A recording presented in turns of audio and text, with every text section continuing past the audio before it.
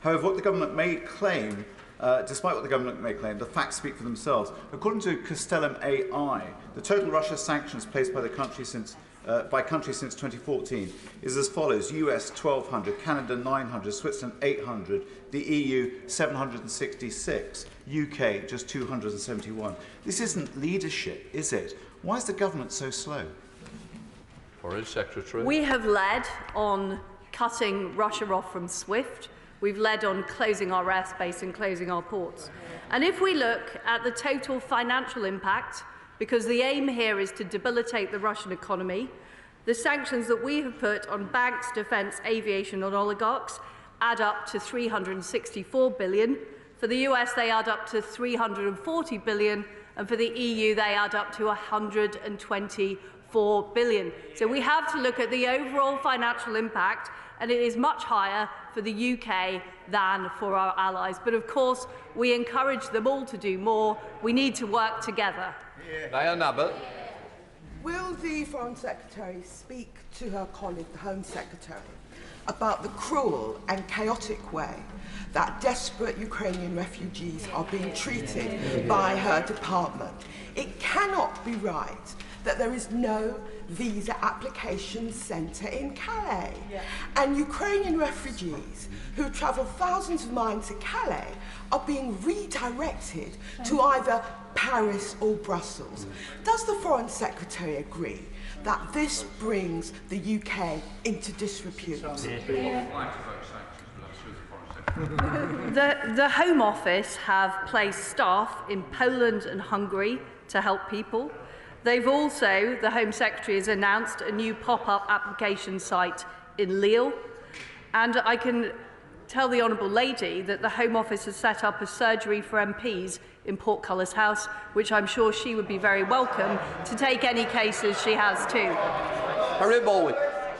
Thank you, Mr. Speaker. On this International Women's Day, does the Foreign Secretary agree that a way to amplify the message that we're sending through sanctions to Russia would be to call on every woman in Russia, the mothers, the sisters, the daughters, the aunts, the friends of those in the Russian army who are attacking a neighbouring state and causing such misery and suffering, for them to send out a message to those soldiers to stop it and to return home? Well, my honourable friend is right that, of course, as well as the huge humanitarian crisis this is for the people of Ukraine, it is also seeing the deaths of many Russian soldiers, many of whom have been sent to Ukraine under false pretenses. The claim that the Ukrainian people wanted liberation, that simply isn't true. And as we warned in advance of this invasion, President Putin has sent thousands of Russian young men and women to their deaths. And that message is being received in Russia. Foreign Secretary David Lammy. Mr. Speaker, 2 weeks into this awful war, Ukraine has suffered terribly, but it stands defiant. Putin is isolated, his economy is in freefall, and his actions condemned around the world. We're united in our desire to ratchet up pressure on Putin. But the UK has sanctioned just 8 of the Navalny 35 list of oligarchs. The EU has sanctioned 19 and the US has sanctioned 15. We welcome the government's U-turn on sanctions legislation yesterday that should help us catch up. But sanctions against oligarchs only work if we know where wealth is hidden. Will the government commit to urgently reform Companies House to leave Putin-linked crooks with nowhere to hide? Foreign Secretary. Well, first of all, the honourable gentleman needs to look at the overall size of the sanctions that we've put on. 364 billion of assets have been targeted by the UK, 340 billion by the US, and 124 billion by the EU. And we have led the way, whether it was on SWIFT, whether it was on freezing bank assets, whether it's on closing ports. And as for the point that the honourable gentleman makes about the 2018 Sanctions Act, it was the Labour Party who wanted changes to make it tougher for us to sanction oligarchs. His friend, the chair of the Labour Party, said in the third reading of the bill that the bill gave ministers excessive power which could not be justified for the need for speed. She even called for additional bureaucracy through a cross-Whitehall committee. The U-turn is on his side. David Lammy. Mr. Speaker, the world watched Putin's premeditated stalking of Ukraine. We saw the lies, the false diplomacy and the manufactured grievances, and then we witnessed the destructive invasion of a sovereign state. Mr. Speaker, this was a crime of aggression. The creation of a special tribunal will help the global community hold Vladimir Putin and his cronies personally responsible for this war, and it would complement the ICC's investigation. Ukraine's foreign minister backs it, several of our allies and partners back it, leading lawyers back it. Will the Foreign Secretary now do the same? Foreign Secretary. Well, Mr. Speaker, I completely agree with the honourable gentleman that we are seeing horrific crimes taking place in Ukraine, which are the responsibility of President Putin. That is why the United Kingdom have worked with our allies to put a case to the ICC. There were 38 states, which is the biggest ever group referral to the ICC. I think that is the right route to tackle the war crimes which we consider could have taken place or are taking place in Ukraine. And what we want to do is work with countries to collect the evidence. My right honourable friend, the Justice Secretary, will be travelling to The Hague to work on that specific issue. Carper. Thank you very much, Mr. Speaker. I very much welcome the strong package of sanctions imposed by the government.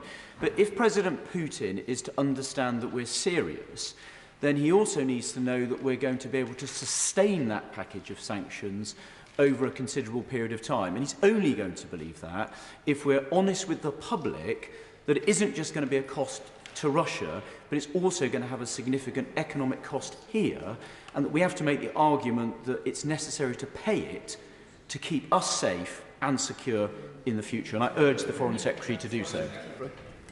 Well, of course, there will be an economic cost for British people from these sanctions in terms of their energy bills and their cost of living. But that cost is nothing compared to the cost to the people of Ukraine of this horrific barbarism they're facing. And it is also not compared to the cost of allowing Putin to succeed. Because what we know is if Putin does not lose in Ukraine, then this will not be the limit of his ambitions. He has already been clear that he wants to see a greater Russia that could encompass countries like Moldova and the Baltic states. So it is vitally important that we throw everything at sanctions. We help as much as we can with defensive weaponry into Ukraine, because this is a battle that Putin needs to lose. We now come to SNP spokesperson Alan Smith. Thank you, Mr Deputy Speaker. The SNP has supported the government's efforts on Ukraine. We took some criticism for that, I have to say, but I think it was the right thing to do. But I have to say in that spirit there is mounting frustration on these benches at the lack of progress and the lack of ambition in the UK's sanctions regime. The rhetoric is simply not matched by the reality. The reality is that the EU has gone further and faster on these sanctions matters. Can I urge the Foreign Secretary to work more closely with the EU, particularly in the due diligence on individual sanctions, and replicate the EU's sanctions in order to actually complement the EU's efforts and have a much more comprehensive sanctions regime, rather than sending them a nice letter with months' notice to sort their financial affairs? Foreign Secretary. What the honourable gentleman says simply isn't the case. What we are seeking to do here is debilitate the Russian economy. We have targeted and sanctioned 364 billion of assets. The EU have targeted 124 billion of assets. Yes, there are specific issues over individuals, which we are addressing through the emergency legislation that went through the House and will be in place next week. And we will be able to sanction all the individuals that he is referring to. But it is simply not true to say that the UK has not led on this. We have led on it. We led on SWIFT. We led on banning ships from British ports, which I know the honourable gentleman was arguing for last week. We led on closing airspace to Russian planes. And it simply isn't true what he is saying. Ms Ross. Foreign Secretary. With permission, Mr. Speaker, I will answer questions 3, 5, 10, 18 and 19 together. The United Kingdom has been at the forefront of diplomatic, economic, humanitarian and defensive support to Ukraine.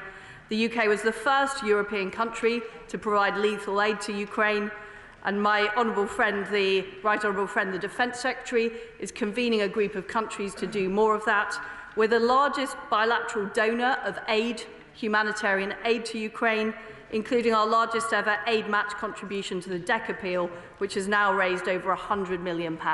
Douglas Ross. Thank you, Mr. Speaker. The Russian forces are doing to Ukraine what they supported the Assad regime to do in Syria. Starve, bomb and target civilians, schools and hospitals. In Syria, with the support and funding of the UK government, the White Helmets provided vital search and rescue services and other crucial support. This saved thousands of lives and helped to document the atrocities. Will the Foreign Secretary commit to supporting a similar organisation in Ukraine to save lives there? Foreign Secretary. What is happening in Ukraine is simply abhorrent. Our current priority is supporting Ukraine through humanitarian aid. We're donating £220 million of humanitarian aid, which is the leading figure in the world, and that will be used to save lives and protect vulnerable people. But I will listen to my honourable friend's suggestion and see what we can do on that front, because we need to do all we can to address this horrendous humanitarian crisis. Aaron Bell. Thank you, Mr. Speaker. I know my right honourable friend is as proud as I am that the sanctions we've put on Russia to try and support Ukraine are the most powerful we've ever done in history. But does she agree that we may need to go further and there should be nothing off the table in terms of who or what we're targeting? We need to do whatever it takes to cripple the Putin regime. Yeah. Foreign Secretary. Well, my honourable friend is right. Nothing is off the table, and we have been working and are working with G7 partners. We want to see them go further in areas like a complete ban on SWIFT, in a complete freezing of all bank assets, and committing to a timetable for reducing dependency on oil and gas, because fundamentally Russia is a state propped up by the oil and gas industry, and in order to really tackle the funding for Putin's war machine, we need to cut off that funding stream. Saxby. Thank you, Mr. Speaker. Since Russia's invasion began, we have seen horrific violence from President Putin against an independent, sovereign nation. And I know this government will continue to support Ukraine against this barbarism and help her to return to safety. Can my right honourable friend confirm that whilst this violence is ongoing, we will do all we can to ensure we offer humanitarian support in the best interests of the Ukrainian people, and detail how communities like North Devon can best assist? We have deployed our humanitarian teams to neighbouring countries, Poland, Slovakia, Hungary and Moldova. They're working very closely with local agencies. We've put in a record sum into our DEC appeal, which is also generating massive donations from the British public.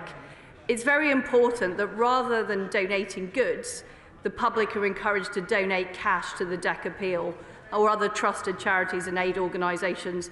What the Polish government have said is that donations in kind generate disproportionate amounts of additional work and cost, which prove ineffective and counterproductive to the needs of those affected. So can I strongly encourage people to donate financially to the DEC appeal? That is the best way to get funding through to the brave aid workers on the front line. Caroline Anson. Thank you, Mr. Speaker.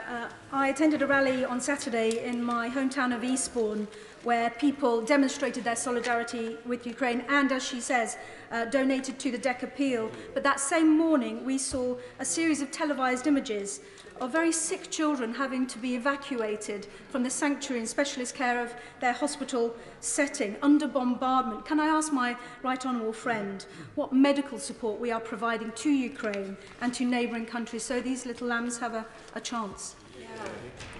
Foreign Secretary. Well, the United Kingdom is the #1 donor of humanitarian aid to Ukraine, £220 million. We're also doing more than any other country on medical support. The 6th flight of medical supplies went out to Ukraine last night. And I can assure my honourable friend that Foreign Office teams and MOD teams are actively supporting getting very ill children out of Ukraine so they can get the medical support that they need. There'll be more. Thank you, Mr. Speaker. I welcome the actions this government has taken in response to the distressing humanitarian situation in Ukraine. And of course, across Keighley and Ilkley, we are all deeply concerned about these deteriorating events. So can my right honourable friend confirm that the substantial funding that the government has put in place will deliver the vital support to aid agencies as they respond to this distressing, deteriorating situation? Secretary. Well, we can all see how terrible the situation is with 2 million people fleeing Ukraine. We are providing humanitarian assistance, as I've outlined. We're providing Ukrainians with access to basic necessities and vital medical supplies as people are forced to flee from their homes. And we will continue to work with our friends and allies across Europe to deliver as much as we can to those in need. Catherine McKinnell. The Foreign Secretary knows that a vital way to help Ukraine is to stop those who've stolen money from the Russian people hiding it in our capital city. But after years of austerity, our hollowed-out enforcement agencies simply do not have the resources to go toe-to-toe with billionaire oligarchs. The world's other major financial centres, New York, doesn't have the same problem, and it takes a much more robust and well-resourced approach to tackling illicit finances. So will she acknowledge that without proper funding of our law agencies that can tackle illicit funding, we can have all the tough laws in the world, but people will still see the UK as a soft touch? Foreign Secretary. Well, we've established a cross-government task force to enforce the laws we're putting in place on oligarchs. I think it's important to note that the legislation that we passed yesterday will actually reduce the amount of bureaucracy required to sanction oligarchs. So it's going to help target our resources better across the government so we can focus more of our efforts on enforcement. And the honourable gentleman asked me earlier about further measures on transparency. Those are all being introduced and we are very committed to that. Mr. Speaker, I was speaking to friends of mine, Ukrainian friends who live in Kendal, just a day or two ago. They have family in Kiev and family in Crimea. In Kiev, they know exactly, tragically, what is going on. In Crimea, they are completely in the dark and fed only what Putin tells them. Would she agree with me that one of the ways we can help Crimea, how we can help Crimea and the whole of Ukraine, is to ensure that people within Russia and Russian-controlled territories know the truth of the murderous barbarity being done in their name? Will she be encouraged, I'm sure she is, by the fact that in the last week the BBC's Russian language website has seen a trebling of its number of visits? But that's only 10 million people, and there's 150 million in Russia. What can she tell us to help us to make sure information is got to the Russian people? Tim, sorry, don't take advantage, please, Foreign Secretary.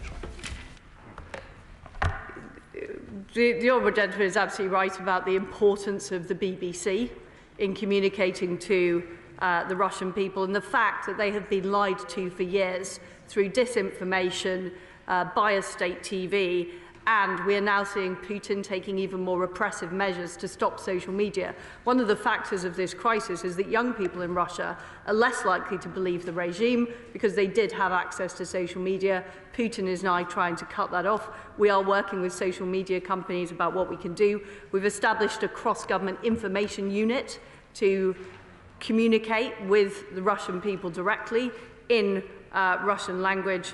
And the other point I would make is one of the impact of sanctions, and one of the reasons that we've targeted banks, is it sends a message to the Russian people when they are forced to queue for money, or when they can't get on the tube, or when they can't access the normal services they've been accessed. And I welcome the actions of corporates in Britain to withdraw their services from Russia, because the message has to get across to the Russian people that this appalling war is being fought in their name. Ben. Thank you very much. Mr. Speaker, on the referral to the International Criminal Court, what more can be done to assist in the collection and preservation of evidence, including forensic evidence, of potential war crimes? And I ask the question because if that evidence is held in towns which, heaven forbid, the Russians eventually take, by the time the International Criminal Court asks for it, it may no longer exist. Exactly. In terms of our ICC referral to the prosecutor, which is now being taken forward. We are working closely with our allies on helping collect that evidence, and it's important we did that early on. This is being led by the Justice Secretary. As I've said, he'll be visiting The Hague to work out how we can do and make sure we've got that evidence collection. And can I praise the brave British journalists who are currently operating in Ukraine? We saw a terrible attack on the Sky team, completely unforgivable action by the Russian army, and those people are valuable in helping collect the horrendous evidence that is happening. And Lucas. Thank you very much, Mr. Speaker. Ukraine's national debt is already crippling their economy. In 2020, it stood at $94 billion. At this truly dark moment, it's unconscionable that it should be required to service that debt or take on more. So can she tell us whether she's had any conversations with other governments, the IMF, the World Bank, G7 or EU foreign ministers, about sweeping debt cancellation for Ukraine, perhaps along the lines of the mutual aid agreement struck by the Allies in World War II? The Honourable Lady makes a very good point. My right honourable friend, the Chancellor, has been discussing this with G7 finance ministers. We are doing all we can to support Ukraine and enabling them to have the finances they need, both to resist Russian aggression, but also eventually to be able to rebuild their country after this horrendous invasion. Alison McGovern. Thank you, Mr. Speaker, and I agree with the member from Array who began this question that, like all bullies, Vladimir Putin demonstrates horrific patterns of behaviour. He helped to starve Syrians in Aleppo and elsewhere, and now he is obliterating Ukrainian cities. But don't we also have to look at our own patterns of behaviour? Because, Mr. Speaker, I see the same administrative failures that hampered our response to Syrian refugees, now limiting that desire that the British public have to help Ukrainian refugees. That administrative incompetence is harming our approach. And can I ask the Foreign Secretary what considerations she has made of the inadequacies of the Home Office on Foreign Office objectives? We do have to learn the lessons of the past 15 and 20 years where we didn't do enough to tackle Putin, we didn't do enough to tackle Russia, and we allowed the build-up of force, and we didn't respond strongly enough to what happened in Crimea and what happened in the Donbass. And I'm determined to do things differently. That is why the UK is leading on diplomacy, but also on the toughest possible sanctions and on the toughest possible support for the Ukrainian people in their resistance. I've already briefed the House on the Home Secretary's rollout of new centres to help Ukrainian people with the visas. She's opened up a family route, she's opened up a sponsored humanitarian route, and we continue to take that forward, and we are open for refugees. Thank you very much, Mr. Speaker. And today being International Women's Day, we see all the women trying to escape with their families, with their children, with their mothers and fathers, to reach a place like Poland, which of course has offered refuge to some million refugees, Ireland, several 100,000, but here in the UK, barely 100 being able to find refuge. And this is a shameful lack of humanity in the face of the greatest humanitarian catastrophe in Europe since World War II. Does the Secretary of State agree that this paltry effort to offer refuge is a stain on our otherwise commendable effort to the crisis in Ukraine? And will she urgently work with the Home Secretary, shake up the Home Office and get this sorted? Foreign Secretary. Well, as I've said, the Home Office have opened new centres for people to be able to put their applications in. They are running a 24/7 helpline. They do have the surgery for MPs in Portcullis House. And I would also point the Honourable Lady to the fact that we are the largest donor of humanitarian aid, 220 million. We want to help people also settle in region. Many people coming from Ukraine want to settle locally, and we're also helping in that effort by sending our humanitarian teams to the region. SNP spokesperson Chris Law. Mr. Speaker, on International Women's Day, Europe is leading and united in welcoming over 2 million refugees, almost all of which are women and children, fleeing their bloody and murderous war by Putin against Ukraine, its citizen. Yet, pitifully, the UK stands at only 300 visas. Shamefully this morning, Mr Speaker, we learned in the Daily Telegraph that while Ireland has waived visas and expects to welcome 100,000 refugees, the UK government has expressed fears that this will create a drug route to the UK. So on the very day that President Zelensky will address this House, does the Foreign Secretary realise that the Home Office's continued xenophobic and inhumane immigration policy must be for her and her office a complete humiliation, as it undermines the support for Ukraine's people, and will she now call on her colleague, the Home Secretary, either to reverse this policy or to resign? Foreign Secretary. As I've said, we've opened up 2 new routes. The Home Secretary has opened up a family route. She's opened up a sponsored humanitarian route. And we're also doing huge support in the region. We're working very closely with the Ukrainian government as well as local governments like the Polish. Mr. West. Question 4, Mr Speaker. Minister. Mr Speaker, with permission, I will answer questions 4, 14, 17 and 23 together. Russia's assault on Ukraine is unprovoked, premeditated, barbaric and an assault on a sovereign democracy. And the UK has committed £220 million of humanitarian assistance to Ukraine and the region. We are in regular contact with our allies across the world, as well as international agencies such as the UN and other humanitarian partners and donors, to assess the needs on the ground and to ensure an internationally coordinated response. We call upon Russia to respect their obligations under international humanitarian law. Liz Truss. Mr Speaker, it's absolutely vital that those humanitarian corridors remain open to facilitate the safe passage of refugees from Ukraine, as well as the safe passage of humanitarian aid into the country. So what steps has the Minister taken in conjunction with NATO allies to ensure that that happens? Minister. Mr Speaker, we note Russia's claim of creating humanitarian corridors. These are just not credible. The current humanitarian corridors that Russia have highlighted lead into Russia, and it is an obscene and offensive gesture to the Ukrainian people to invite them to take refuge in the arms of the country currently seeking to destroy theirs. It is not credible, and we call upon Russia to allow proper, meaningful humanitarian access. Thanks, Mr Speaker. A constituent trying to help her elderly and disabled relatives out of Ukraine described their arduous 19-hour journey from the south to leave for biometric enrolment due to the lack of safe routes in the south. They are now awaiting an appointment in Poland, but who knows how long that will take. They need to know, like others have asked today, what more the Foreign Office will do with the Home Office to make this process quicker and more effective. Mr Speaker, as my right honourable friend said, the Home Office has established a forward presence, including just over the Ukrainian border into Poland, in order to facilitate cases like the one that she has just raised. We continue working closely with the Home Office to ensure that their work on receiving Ukrainian refugees is quick and as effective and as efficient as possible. Bel Ribeiro Addy. Dan Jarvis. Thank you, Mr Speaker. Mariupol has been described as a living hell by those who've been subject to the vicious bombardment in the city.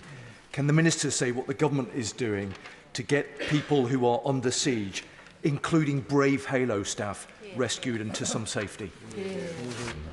Mr Speaker, the honourable and gallant gentleman raises an incredibly important point. Our ability to project project influence into Ukraine is understandably heavily curtailed. We will continue working to ensure that potential abuses, human rights abuses, are catalogued and put forward for subsequent trials in the ICC and other places if relevant. And I take the point about what more can be done to help the brave people who have stayed behind to do great work in Ukraine, what we can do to help them evacuate the country. I can't give him details at the moment, but his point is well made. Caroline Danich. Speaker, the Foreign Secretary has spoken about the work ongoing with the Home Office to process applications of refugees coming over the border into Poland, but we also know people are flooding over the borders into Romania, into Hungary, into other neighbouring Moldova, other neighbouring countries. What more can we do on the ground in those countries to help swiftly get people to our shores? Minister. The honourable lady, my honourable friend, raises a very important point. The Home Office have established a forward presence, as we said, in Poland, but also in the other countries bordering Ukraine to facilitate the forward passage for those wishing to come to the UK. The Prime Minister, the Home Secretary have made it clear we intend to have a generous offer to the Ukrainian people, a refuge to those seeking that, and we will continue coordinating with the Home Office in their work to establish routes to the UK. John Burrell. Partly for humanitarian reasons, there are siren voices suggesting that we should commit to a no-fly zone in Ukraine, notwithstanding our existing support to the country, notwithstanding our commitment to Article 5 and to NATO. Will he assure the House once again that there is no intention to intervene directly, militarily, in this war for a host of reasons, including the fact it would lead to a wider conflict? Minister. Mr. Speaker, the UK should be rightly proud of the support that we gave to the Ukrainian armed forces over a number of years through Operation Orbital, through the early deployment of NLAWs, those anti-tank missile systems which have proven so effective, and we will continue to provide support to the Ukrainians in their self-defence. The Secretary-General of NATO has made it very, very clear that it would be wrong for for NATO to engage directly in conflict with Russia, which is the inevitable byproduct of a no-fly zone. Putin is desperately trying to paint this as Western aggression against Russia. We must not do anything which will allow him to perpetrate that perverse distortion of reality. I think Shelbrook. Thank you, Mr. Speaker. But could I ask my right honourable friend, if, God forbid, Russian forces start to deliberately attack nuclear facilities near the western borders, what is my right honourable friend having conversations about contingency plans which would need to lead to a mass movement of the refugees already in that area? And would he agree with me that that pretty much constitutes an attack on NATO allies? Minister. Mr. Speaker, we take very seriously the attacks or the threat of attacks against nuclear facility. Nuclear safeguarding remains a priority for this government. I won't be drawn on the conditions of what might be defined as an attack on NATO, but nevertheless, we have made it absolutely clear that NATO is a defensive organisation. It has never expanded by force or coercion. Our support to the Ukrainians is steadfast, but there is a clear dividing line between an attack on one of our good friends, that is Ukraine, and an attack on a NATO member state. Minister Pleatgill. Thank you, Mr. Speaker. This International Women's Day, hundreds of thousands of women are massed in the freezing cold at the borders of Ukraine, traumatised children in their arms as they flee from Putin's bloody, unprovoked war. Families have been separated, thousands of homes destroyed, whole cities cut off from water, food, healthcare and other basic services. This is an evolving humanitarian situation, and the pace and scale of displacement is unlike anything we've seen in Europe for a generation. 2 million refugees have already fled the country, and millions more may cross the border in the coming days and weeks. So can the Minister please tell us today how much of the 220 million announced actually for humanitarian aid is within Ukraine, and that for those that have fled the borders? And will he agree to provide us with a monthly breakdown of pledges against what has actually been dispersed? We've got to act swiftly, and we do need to know what has been dispersed to date. So will he tell us? Minister. Mr. Speaker, the Honourable Lady makes the point this is a rapidly evolving situation. We have made recent announcements of humanitarian support, which are very significant, the largest in the world at this stage. We will, of course, be more than happy to keep the House up to date with the dispersal of that humanitarian aid, and we will do that through the normal means. Gareth Davis. Thanks, Mr. Speaker. India is the world's 6th largest economy and an important partner for the UK. In May last year, the UK and India committed to strengthening our economic and security relationship through a new comprehensive strategic partnership. Our trade and investment with India is set to grow further, and we continue to work together on security and defence. Gareth Davis. Thank you, Mr. Speaker. Does my honourable friend agree that the UK's development finance organisation, British International Investment, has a critical role to play in strengthening our economic ties with India and promoting our entrepreneurial spirit that our two countries share? Mr. Speaker, I completely agree of the importance of British international investment across the world. And can I point to the very firm statement that the Foreign Secretary gave at the Foreign Affairs Committee yesterday when she emphasised the need to strengthen our economic and defence relationship with India in order to pull them away from the orbit of authoritarian regimes such as Russia. Martin Docker to use. Thank you, Mr. Speaker. I wonder if the Minister could, with India now arbitrarily detaining UK nationals such as my constituent Jagtar Singh Johal for over 4 years now and failing to defend the democratic right of national self-determination for Ukraine, how the trade negotiations are going. Mr. Speaker, can I point again to the very important statement that the Foreign Secretary gave yesterday? It is vital that we continue to strengthen our economic and defence relationship from India. However, I would like to point that the constituency case that he mentioned regarding Jagtar Singh Johal was raised by the Foreign Secretary with her counterparts in India recently. Andrew Jones. Question 7, Mr. Speaker.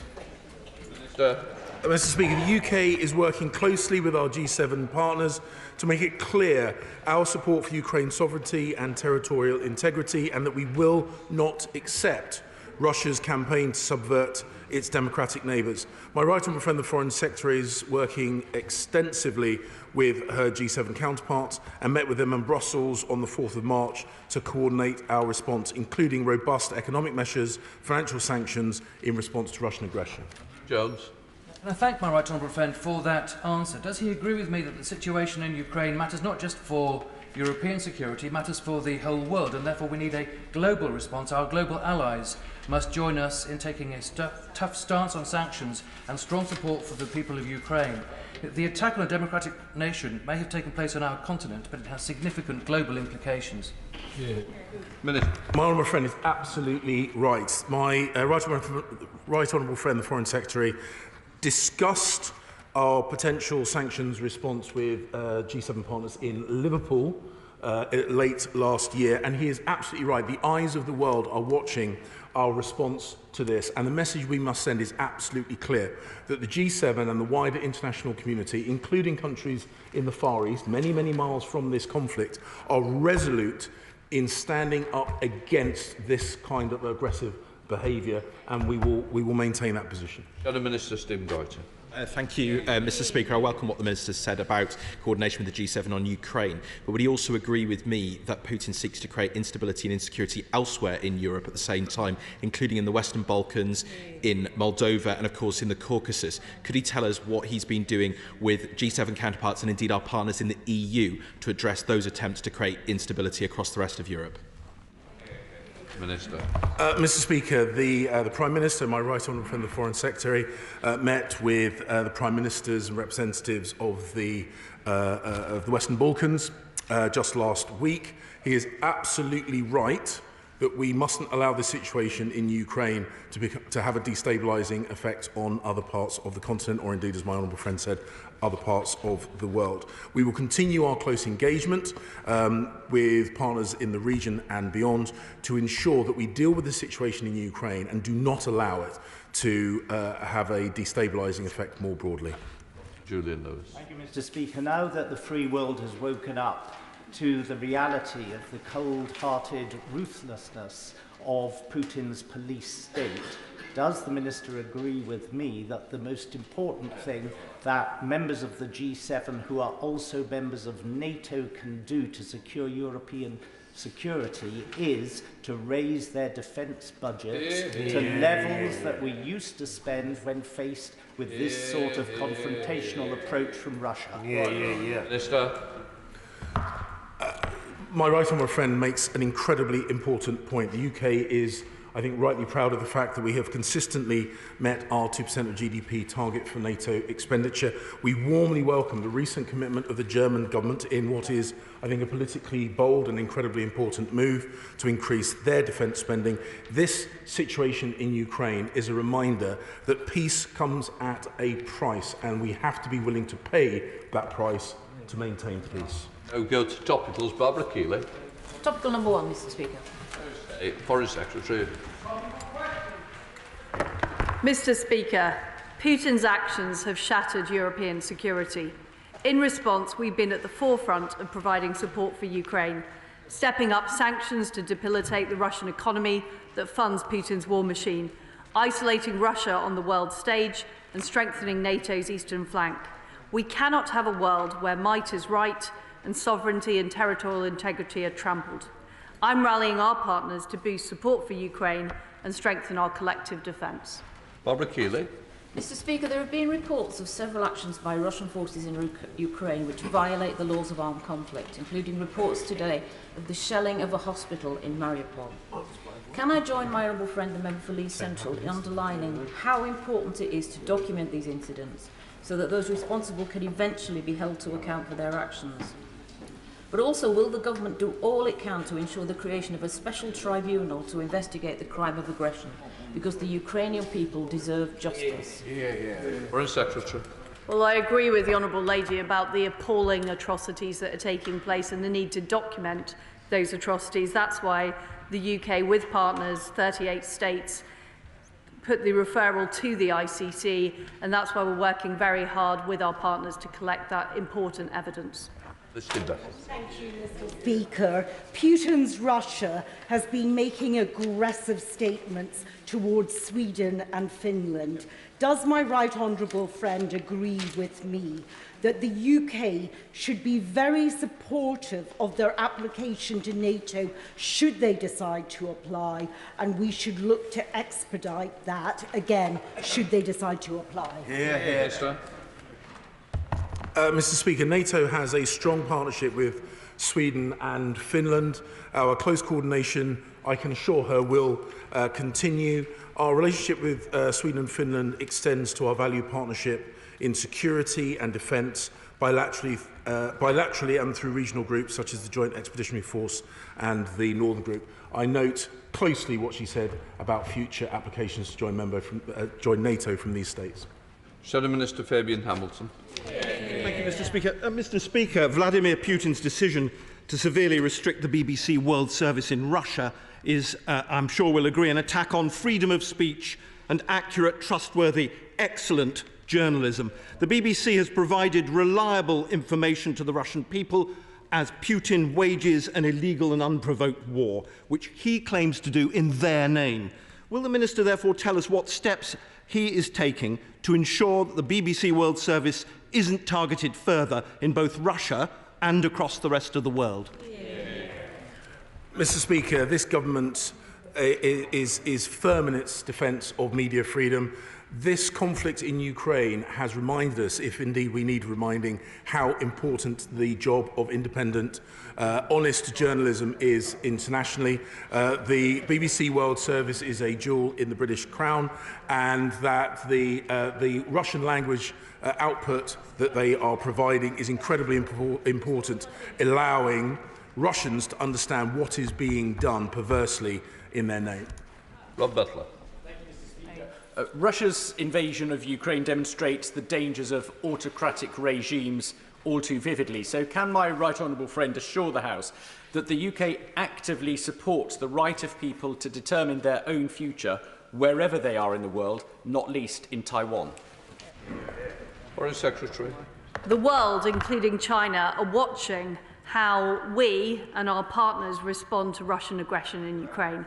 The reality is the only thing that Putin and Xi understand is strength. That's why it's so important that we bring more countries into the positive orbit of democratic, free enterprise, freedom-loving economies. And that is what we are working to do with our partners in the G7 and more broadly. Stephen Flynn. Mr. Speaker, it's reported today that the UK government regards Ukrainian refugees entering Ireland as a security threat. Women and bairns fleeing Putin's bombs, a security threat. When is this government going to cut the hyperbole, cut the bureaucracy and get these poor souls sanctuary in this country? Minister. Mr. Speaker, the Prime Minister, the Home Secretary, my right honourable friend, the Foreign Secretary, has made it absolutely clear that we will open our arms to Ukrainian refugees. The Home Office is working. The Home Office is working to ensure that that is done promptly, and of course we will continue to support the Home Office in the work that they do in this area. Putin has shown that he's prepared to attack nuclear power plants and has threatened to use nuclear weapons in Ukraine. Does my right honourable friend agree with me that the importance of maintaining the UK's strategic deterrent as a NATO asset is all the more vital in these dangerous times?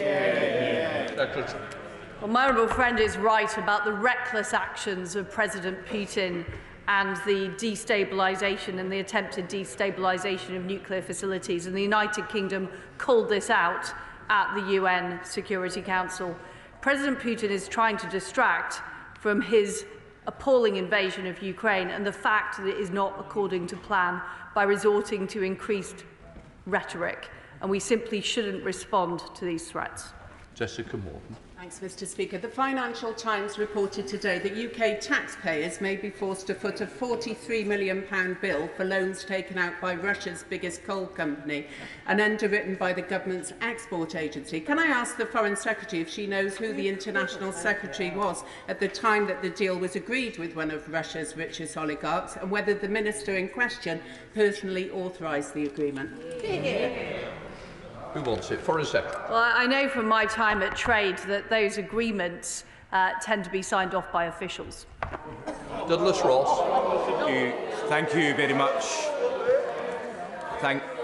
Thank you very much, Mr. Speaker. Earlier in the session, ministers mentioned humanitarian corridors. What is being done to ensure humanitarian corridors are safe, secure and appropriate? And what is the UK government doing to uphold international humanitarian laws? My honourable friend makes an incredibly important point. As I said in response to an earlier answer, this farcical claim by Russia that they are opening humanitarian corridors eastwards is, of course, a nonsense. Those Ukrainians fleeing the invasion from Russia are typically doing so westwards into those countries bordering Ukraine. My right honourable friends made the point that in support of those people, the best thing that the British people can do wherever in the UK they are is to make cash donations rather than donations in kind. We will ensure that humanitarian support reaches the people that it needs to, and we will continue supporting both at the borders and here in the UK those Ukrainian refugees as they flee conflict. Thank you, Mr. Speaker. Despite our deep and disappointing ties with Israel and with the Arab world, the UK was entirely absent from the process that led to the Abraham Accords in the summer of 2020, and last year's integrated review made no mention of them whatsoever. Does the Minister agree that if the rhetoric of global Britain is to mean anything, surely the UK should be central to encouraging more of our partners across the Arab world to normalise relations with Israel for the good of the whole Middle East?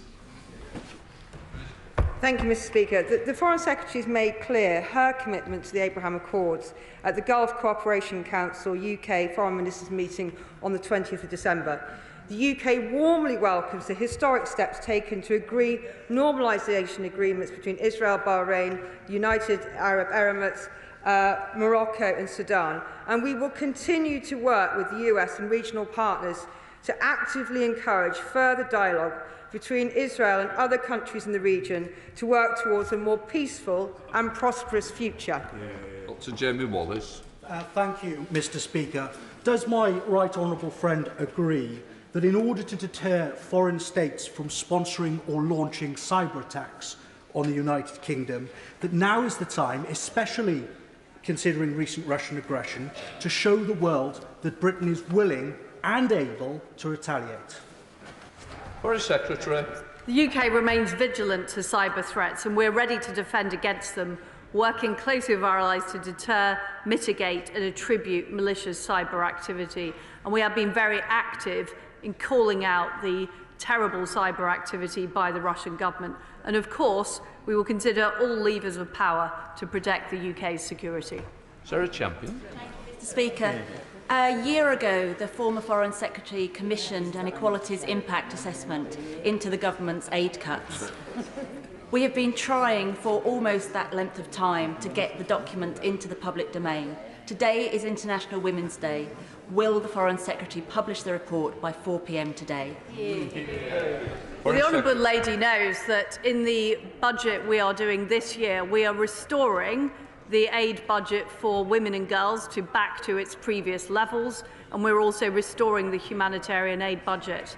But it is a matter of policy that we don't publicly release equality impact assessments because it has a chilling effect and people can't be honest internally. That is why we don't release them. But of course, I'm very happy to discuss the issue with her further.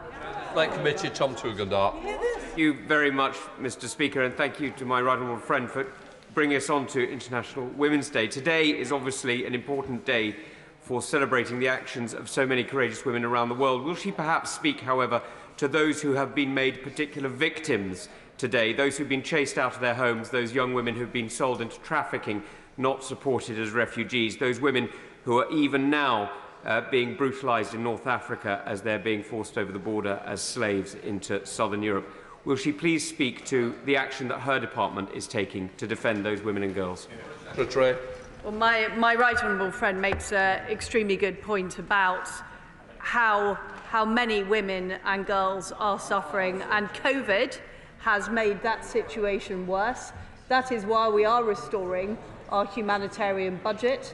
It's why we're restoring the women and girls budget, and it's why we are working on our prevention of sexual violence initiative to stop that happening, as well as increasing the amount of development spending we are using to tackle human trafficking, working with the Home Office. And we are working on our international development budget. We will be announcing it fairly shortly, along with our overall humanitarian strategy. Aisley. Thank you, Mr. Speaker. I think the importance of the international events that the House is dealing with this morning is a clear demonstration that the Department is not the right place for the protocol to ultimately be dealt with. But on that vein, can I ask the Secretary of State that she recognises, that the Secretary of State recognises the huge damage being done by the protocol? It's costing £100,000 per hour to businesses in Northern Ireland.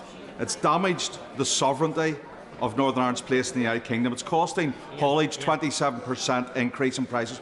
Will the Secretary of State now set a deadline, an absolute deadline, to deal with this matter once and for all?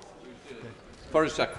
Well, I can assure the honourable gentleman I am dealing with this matter. I met various European countries last week to discuss reforming the Northern Ireland Protocol, which simply isn't working. What we have is communities in Northern Ireland being treated unfairly. We have an issue of getting goods from GB into Northern Ireland. We put forward a concrete proposal that will also protect the EU single market, and we need to see movement from the EU. Smith. Mr. Speaker, I have the honour of representing one of the largest Chagos Highland communities anywhere in the world, and the vast majority of them were absolutely appalled at the Mauritian government's recent publicity stunt, planting a flag on the outer islands of that archipelago.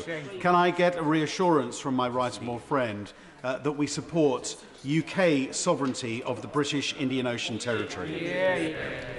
Minister. I thank my honourable friend for his question, and let me be absolutely clear that the UK is in no doubt about its sovereignty over Biot. We were disappointed Mauritius turned a scientific survey into a political stunt. The raising of Mauritian flags on outer islands of Biot was an unhelpful way to approach a bilateral dispute. We did remove the flags planted by Mauritius on Biot territory. There certainly seems to be a range of reactions from Chagossians to this event, and it's also very interesting to hear of my honourable friend's constituents. And I'd like to pay tribute for all of his work representing Chagossians living in Crawley. Thank you, Mr. Speaker. The Minister is cautioning against donations in kind to Ukraine because of the red tape our exports are tied up in as a result of the Brexit deal. I know that for a fact because I've explored it on behalf of a number of charities in my constituency. So can I ask the Minister this? What action will the Department take to talk to EU counterparts to ensure the flow of humanitarian aid to Ukraine, given the complexity of sending second-hand goods, etc., abroad now? What the Honourable Lady has said is simply not true. The Polish government, who I think the Honourable Lady should be listening to, and she should take responsibility here, have said that donations in kind generate disproportionate amounts of additional working cost, which prove ineffective and counterproductive. I think, with all due respect to her, the Polish government know more about the situation on the border with Ukraine than she does. Angel Mills. What discussions are the government having with our overseas territories and crown dependencies to ensure that the measures we're taking on illicit finance are being supported by them, i.e. those same rules are being introduced in their own territories as well? Good question. I thank my honourable friend for his question. And the UK and the overseas territories stand united in condemning the Russian government. The UK sanction regimes apply to all of the overseas territories who are in complete step with the UK and our international allies are implementing sanctions against Russia. Tony Lloyd, Sir Tony Lloyd. Thank you, Mr. Speaker. Mr. Speaker, we know that the National Crime Agency is underpowered, but we know that we have a common interest with our European allies in the search for credible information about those oligarchs who should be sanctioned. So can ministers tell us what steps are being taken to internationalise this search process to make sure we do sanction those who should be sanctioned? We are working with our international partners. I attended a meeting of the EU Foreign Affairs Council along with the US and Canada. We are talking about enforcement. We're sharing lists, we're sharing information to make sure that our crime agencies are able to tackle this illicit activity. Jeremy Hunt. Thank you, Mr. Speaker. Yesterday, the Foreign Secretary said that one of the things that pained her the most was the sale of embassy buildings over many years, and she hoped no more of it would happen on her watch. Will she cancel the proposed sale of 45% of our Tokyo embassy estate, which would deeply dishearten one of our closest allies at a time when we are seeking to strengthen the Western alliance?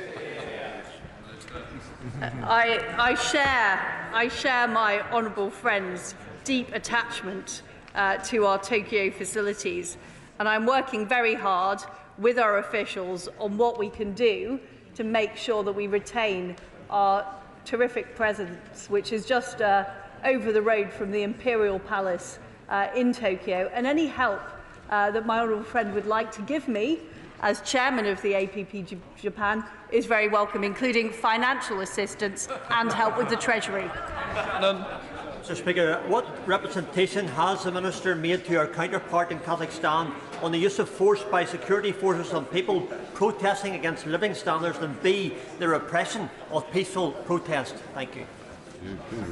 Mr. Speaker, following the outbreak of violence in Kazakhstan, my noble friend the Lord Ahmed met senior representative of the Kazakh government, including President Tokayev's special representative. In these contacts, he underlined the need to ensure that law enforcement responses are proportionate and in accordance with Kazakhstan's international obligations. He also stressed the importance of the investigation into the unrest being conducted urgently, transparently and effectively. Boris Robertson, Thank you, Mr. Speaker. While the world rightly focuses on the terrible events in Ukraine, can I remind the House of the terrible ongoing conflict in the Tigray region of Ethiopia, where women in particular are suffering the most terrible attacks. There's also a potential famine situation. I know the Minister is taking a deep interest in this, but perhaps you could tell us if there's any more that the government can do to help. Minister. Mr. Speaker, can I thank my honourable friend for continuing to shine a light on the terrible situation in Ethiopia. It is the world's most severe humanitarian crisis. From north to south, 30 million people require life-saving aid, 5 million displaced people because of conflict, tens of millions of people affected by the drought. In the north of the country, I urge again for all parties to lay down their arms and facilitate the humanitarian access. One truck has got through since December and they need 100 a day. There's a high-scale risk of loss of life, and we must continue to stand with the people of Ethiopia, and especially, as he says, the women and girls on this International Women's Day. Good. Is it relevant to these questions? It is indeed, Mr. Sarah Champion. Thank you. Following the Foreign Secretary's answer earlier to me about the FCDO's Equalities Impact Assessment conducted in March 2021, I'm seeking your advice, Mr. Speaker, on any other way to encourage her to fulfil her duty to this House, as the Ministerial Code states, to be held to account for policies, decisions and actions, to be as open as possible with Parliament and to refuse to provide information only when disclosure would not be in the public interest. The Foreign Secretary has said the government's practice is not to formally publish equalities assessments and adds her view that this would have a chilling effect on the advice prepared by officials. But this is confusing, Mr. Speaker, as a range of equality impact assessments have been published in the past. For example, the coronavirus bill.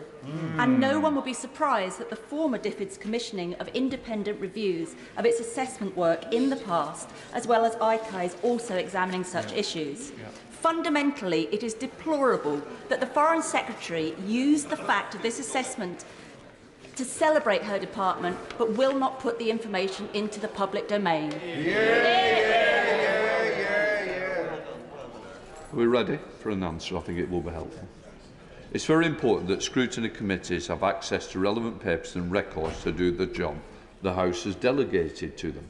The International Development Committee is best placed to assess what information is needed for its inquiries, and I trust that the Government bench has heard the honourable member's concerns and will respond to the committee's request in a timely manner and provide the papers. Right, let us go to the UQ. We come to the UQ. We call on Sir Geoffrey Clifton-Brown. Mr. Speaker, thank you for granting me this urgent question to ask the Secretary of State for the Home Department if she will make a statement on how her department can speed up the urgent refugee applications coming from those leaving Ukraine. Okay. Minister. All right. Mr. Speaker, President Putin's invasion of Ukraine is a barbaric and unprovoked attack, and we stand shoulder to shoulder with the Ukrainian people. He must fail in Ukraine. This government has brought forward a generous humanitarian offer to those Ukrainians who want to come to the UK to escape this conflict. Last week, the Home Secretary announced a new Ukraine family scheme for those with family ties to the UK, and we are extending this scheme further to include aunts, uncles, nephews, nieces, cousins and in-laws. The scheme went live last Friday and has already seen over 10,000 applications submitted, of which over 500 visas have been issued, with more being issued as we speak. We've also announced we are setting up a new humanitarian sponsorship visa, and we are working at pace with our colleagues in the Department of Levelling Up, Housing and Communities to set this up, alongside who will also be working with the devolved administrations.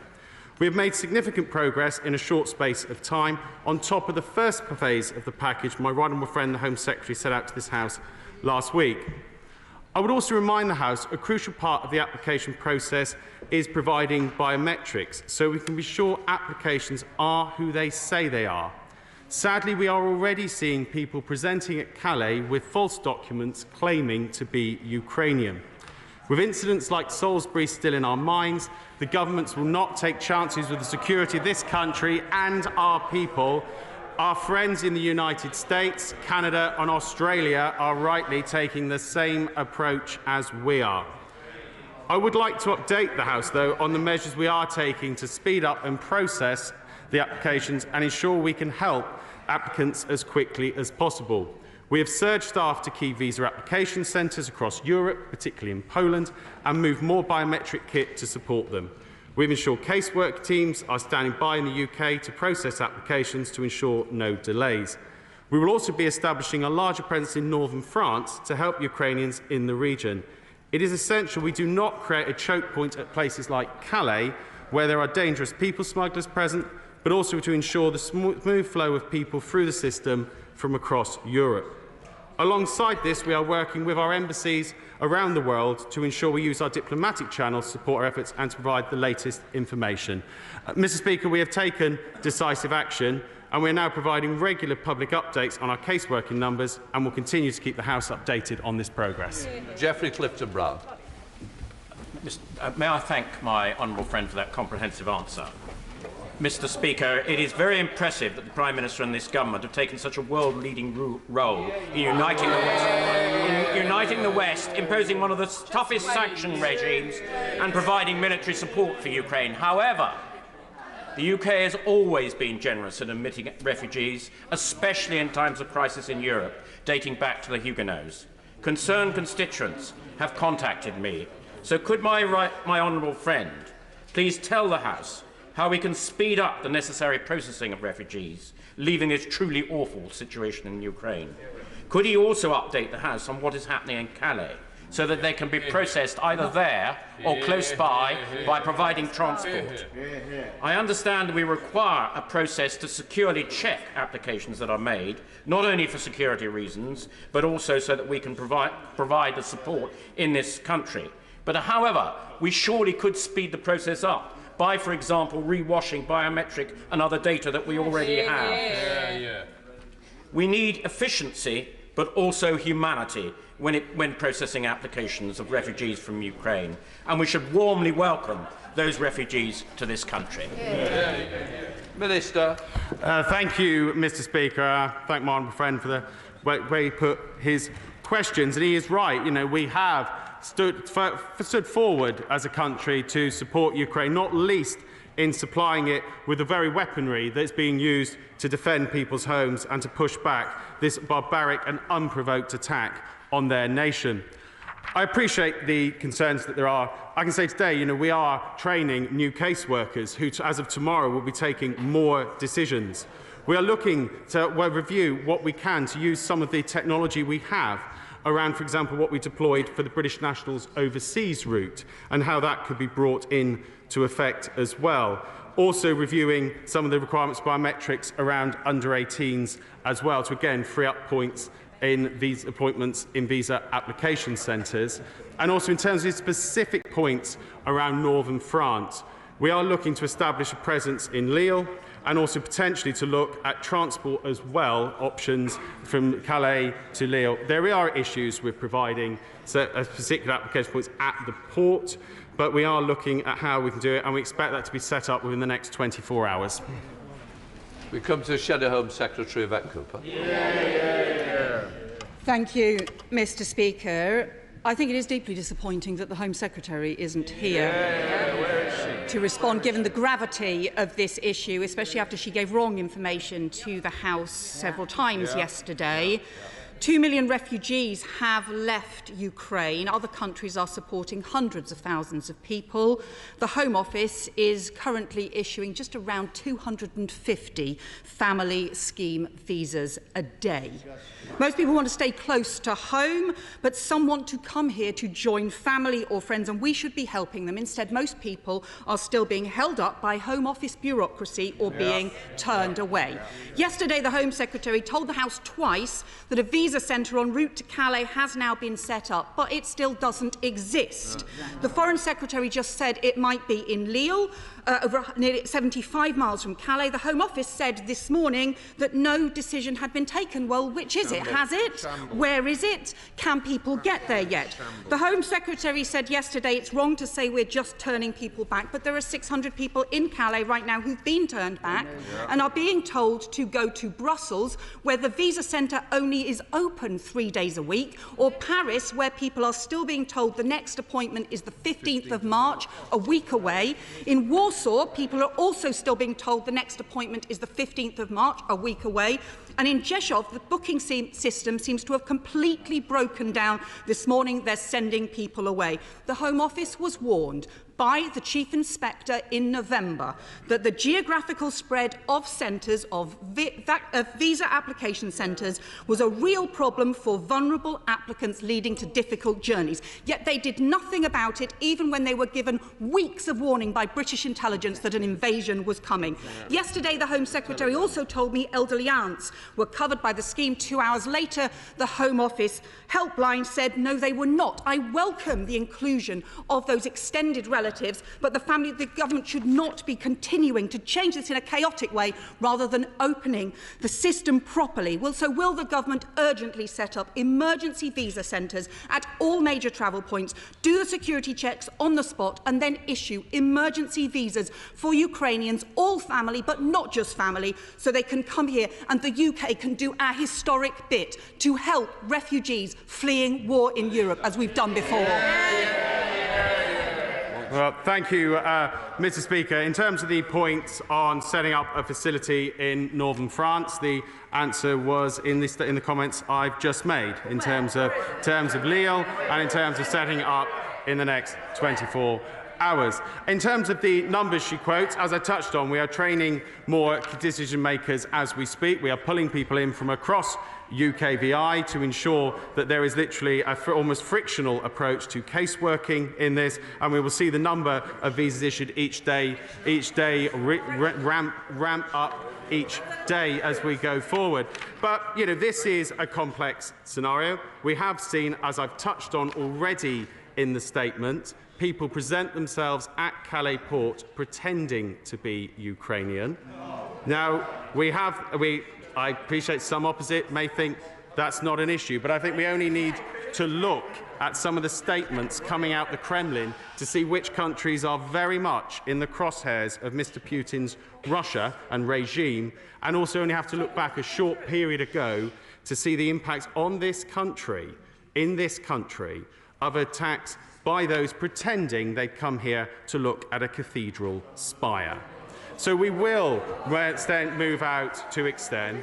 We recognise the desperate plight there is. That's why we're working with countries on the ground, providing humanitarian aid, ensuring we are providing the support, helping to provide support as people cross the borders, looking to ensure that we have a wide system that allows people to come here, abandoning many of our normal requirements to countries. You know, we recognise it's not a time for the usual immigration process, hence the system that we are setting up. And as we said, we have a confidence it will expand, it will go through. We know the British people will be generous. We know when we move to open up the sponsorship visa that many, including many of our own constituents, will want to stand forward. And actually, I'll just say, we look at the actual surveys being done in Ukraine about which countries they feel are most on their side, and it's notable which one regularly comes top. Roger Gale. Mr. Speaker, I'm sorry that the Home Secretary is not here today to answer. In response to my question yesterday, the Home Secretary said, I have already made it clear, in terms of the visa application centre that has now been set up en route to Calais, that we have staff in Calais. That was untrue. And under any normal administration, that in itself would be a resignation. There is no visa centre at Lille yet, in spite of the fact that the Foreign Secretary earlier this morning said that there was. A week ago, the Home Secretary announced a humanitarian sponsorship visa. There is yet no humanitarian sponsorship visa. Mr. Speaker, it's time the Home Office granted a visa waiver and allowed children and all of those adults with Ukrainian passports to come into the country now. Well, thank you, Mr. Speaker. I understand the Home Secretary clarified her remarks yesterday, and I've been clear in the position on the centre we are establishing. So I do hear the appeal made. What we would say, though, you know, there is a reason why we believe it is right that key security checks are done before people arrive here in the United Kingdom. We are, though, reviewing what particular position is around providing biometrics by those aged under 18. Again, we will do that based on the balance of risk and advice we receive, including from our security services. As you know, we are a country that is in Mr. Putin's crosshairs. You know, we are a country that has stood resolutely behind the Ukrainian government and continue to do so, and will be a country that will welcome literally thousands of people here in probably one of the biggest moves to provide shelter and refuge for a generation. We now come to SNP spokesperson Stuart C. McDonald. Thank you, Mr. Speaker. Can I start by joining with the right honourable gentleman? It is time to stop messing about with the broken bureaucracy. It's time to scrap it altogether. No more visas required. That is how we quickly fulfil our obligations to the people of Ukraine. Our European allies can do that safely and securely, so why can't the Home Secretary also? There are other ways to address our security concerns after arrival, as we do with non-visa nationals, as we did with evacuated Afghans. Don't quote Salisbury at us. That has absolutely nothing to do with this altogether, Mr. Speaker. How does he justify, in any event, all the other massive restrictions on who can come? Why can't a cousin join a cousin? Why don't any non-family ties count at all? And crucially, why is it that many thousands of Ukrainians in this country, whether skilled workers or agricultural workers or students, cannot be joined by anybody under the family rules just because they do not have permanent residence yet? People can't wait months for possible community sponsorship. And finally, Mr. Speaker, I'm going to ask again, doesn't the last fortnight illustrate absolutely just how ill-conceived the disgraceful Nationality and Borders Bill is? Under that bill, a Ukrainian fleeing here to join a cousin or a friend could be criminalised, offshored, imprisoned, all because there is no visa for them. That is utterly indefensible, is it not? Thank you, Mr. Speaker. I think, having been quite closely involved, along with colleagues in the Ministry of Defence and in the Foreign Commonwealth and Development Office, in the evacuation from Kabul and Afghanistan, I would actually remind the honourable gentleman that actually we did do security checks on people who were leaving. Again, very different, very quite a dynamic environment, that one, particularly given the obvious threats. So the idea that we didn't do any checks before evacuating, the suggestion made in that question, is not correct. In terms of the launch of the sponsorship scheme, we do not see this taking months, as he's just suggested. We're already seeing people coming forward with generous offers of homes, jobs, and wider support. So I can think of my own constituency of a hotel that's already starting to look at offering jobs and accommodation, given they've got a Ukrainian speaker. And as he knows, last week I had a helpful and productive conversation with the relevant Scottish Government Minister. To be fair, I know they will step up and absolutely do what they can do as well. I would say, he says it's not appropriate to use the Salisbury example, but again, we do have to remember why we have these checks in place. And it is because, as we've already seen at Calais, there are people presenting with false documents, there are people making claims that are not true. And those are matters we have to be. But I take on board very much that the House wants to see that we get on and process, that we get more people put to this work, and that we make sure that we can, as quickly as possible, provide for a very large number of people to move into the UK. As I've already touched on, one of the biggest provisions of sanctuary we would have done in a generation. Can I just say to everyone, to help each other, this is going to go to about 1:40, so the more we have shorter questions and answers, the better it will be. Caroline Noakes. Snails also move at pace. There is no date set yet for a humanitarian sponsorship visa, and as a result, those people coming forward with generous offers are advising their Ukrainian friends to apply for visitors' visas. But what of those who do not have passports? What of those children who are completely undocumented? When my honourable friend the Minister says he is moving at pace, it needs to be a great deal faster. Well, thank you, Mr. Speaker. In terms of with children and others, it is possible for travel to be done here to the UK without a passport if they're with permission having been granted. As a former immigration minister, the right honourable member will be familiar with that process. But in terms of where we are, as we say, we are making sure that this process is being stepped up. We've extended the provisions, and of course, as the sponsor route comes in, that will provide a whole new opportunity for people to extend a generous offer and a hand of friendship to those who need sanctuary in the UK. Chair of the Select Committee, Dame Diana Johnson. Mr. Speaker, and I'm very grateful, Mr. Speaker, for the granting of this urgent question today, but I do think a statement by the Home Office would have been a much better way forward in order to deal with the confusion of recent days. I think we're united in this House in wanting to do the right thing for the Ukrainian people fleeing in fear of their lives and offer protection and sanctuary. And that's why the Home Affairs Select Committee has invited the Minister twice to come and explain how the Home Office is dealing with that. Now, the Minister has agreed to come next week, and we are very grateful for that, but we shouldn't have to ask twice. Now, I want to ask the Minister about why the Home Secretary on Sunday went on the record with journalists and said, "I am investigating the legal options to create a humanitarian route. This means anyone without ties to the UK fleeing the conflict in Ukraine will have a right to come to this country." On Monday, government ministers seem to have no idea about this. So can the Minister update us? Is this under consideration by the Home Office, as it's quite clear there is a lot of support for a humanitarian visa to be granted? Well, in terms of the invites to the Home Affairs Committee, as you'll know from my original letter to her, we made the point that to pull away officials to do a session tomorrow would have actually meant us pulling them away, and including myself, from the preparation to actually bring people to the UK. But we specifically said we would look to agree a later date, something that perhaps could have been reflected in the statement issued on Friday. But moving on to her more substantive points, as we say, we've got the process in place as it stands for those who have relatives. We are extending that to quite well beyond the normal relatives and dependents that we look at, and the wider sponsorship route will give many other opportunities for people to come to the UK. Peter Bell. Thank you, Speaker. Does the Minister agree that most help in processing visas should be done close to the Ukrainian border? And what is the government doing to increase processing there? And in particular in the small country of Moldova, which has taken over 80,000, do we have a presence there? And how open is it, that visa centre? Well, thank the honourable member for his points.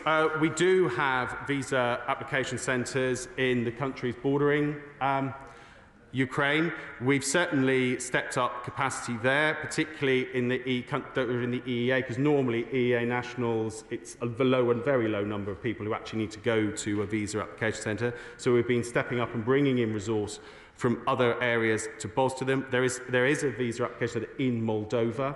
My understanding is it's moved to 7-day working to increase, although of course we accept obviously the demand will be very high and strong, and people can apply from any visa application centre they can get an appointment at. They don't need to be at one of the ones immediately in a country on the border. As I say, we continue to expand the capacity, and we are looking at the position in relation to those under 18 and whether they need to provide biometrics. Carmichael. Thank you, Mr. Speaker. I think the House would be more impressed with the Minister's security concerns had his initial response not been to tweet, "Let them pick fruit." Mr. Speaker, he speaks about complex scenarios. Is he not even a little bit embarrassed that the United Kingdom, uniquely in Europe, seems to be finding it so difficult to tackle these complex scenarios? Well, again, I would make the point that we've stepped up a system that will grant 3 years of leave, giving people more permanent status here in the UK and a security that they can move forward. And as we've always said, there's a range of routes available, and our focus is going to be making sure we come through. But I would make the point that it should come as no surprise that those countries that are least popular with the Putin regime, ourselves, the United States, Canada, Australia, are taking similar approaches. Thank you, Mr. Speaker. I think it's fantastic the breadth of support that the UK government is offering to Ukraine, as recognised by Ukrainians. I also think it's shocking to hear the opposition jeering at the prospect of the government trying to protect UK people from further such attacks as took place in Salisbury. Nevertheless, I do agree with colleagues who have a concern about the speed of processing of these visas, and in particular in my own constituency I have somebody whose sister-in-law is stuck in Ukraine and somebody else whose aunt is stuck in Ukraine. Can my honourable friend give us an update on what exactly we're doing to facilitate this kind of family reunification? Well, thank you, Mr. Speaker, and I thank my honourable friend for her points in question. I'd make the point that people don't need to wait in Ukraine if they're thinking of applying to the humanitarian family visa, if they are able to safely travel across Ukraine. I think we all recognise the reality of the barbaric approach that some Russian forces are taking to civilians. It's clear that there are regular breaches of international law and going on, and war crimes being committed. So again, there is a real issue about whether people can genuinely travel safely across Ukraine. But if they do wish to, they can travel to a safe and democratic country on its border, and from there make their application. And as we've said, we have extended the definition and are expanding rapidly the case working team to ensure that we can get through the applications and get people here with their relatives here in the UK. Does the Minister understand how poorly it reflects on this country that our system for processing Ukrainian refugees is so slow and so shambolic, even accepting the need for biometric tests and so on? Why can't they be done on the spot? And these desperate people who want to come and join family here in the UK, why can't it all be expedited? Well, again, I think across the world people are reflecting on the immense support that the United Kingdom and its government has provided to the people of Ukraine, as reflected quite regularly by comments from those who are in Ukraine. But in terms of the process, we are looking to speed up, but it is important that we carry out essential security checks for the reasons we've outlined. Damien Green. Thank you, Mr. Speaker. I hate to harp on about this phrase, at pace, but can my honourable friend the Minister give some indication whether it will be weeks or months before the humanitarian sponsorship route is open? And separately, I take his point about security and the need for biometric checks. I don't understand why those biometric checks can't be done in this country when we have got people safe and sound. Thank you. First, I'd say that those who are applying to this are actually in safe countries as we speak. There's no requirement for people, as I've just touched on in a previous answer, to stay in Ukraine to make an application. In fact, there's no need at all if they can safely make their way across the border to one of the safe and democratic countries next door that we are supporting to provide support to those who are crossing the border.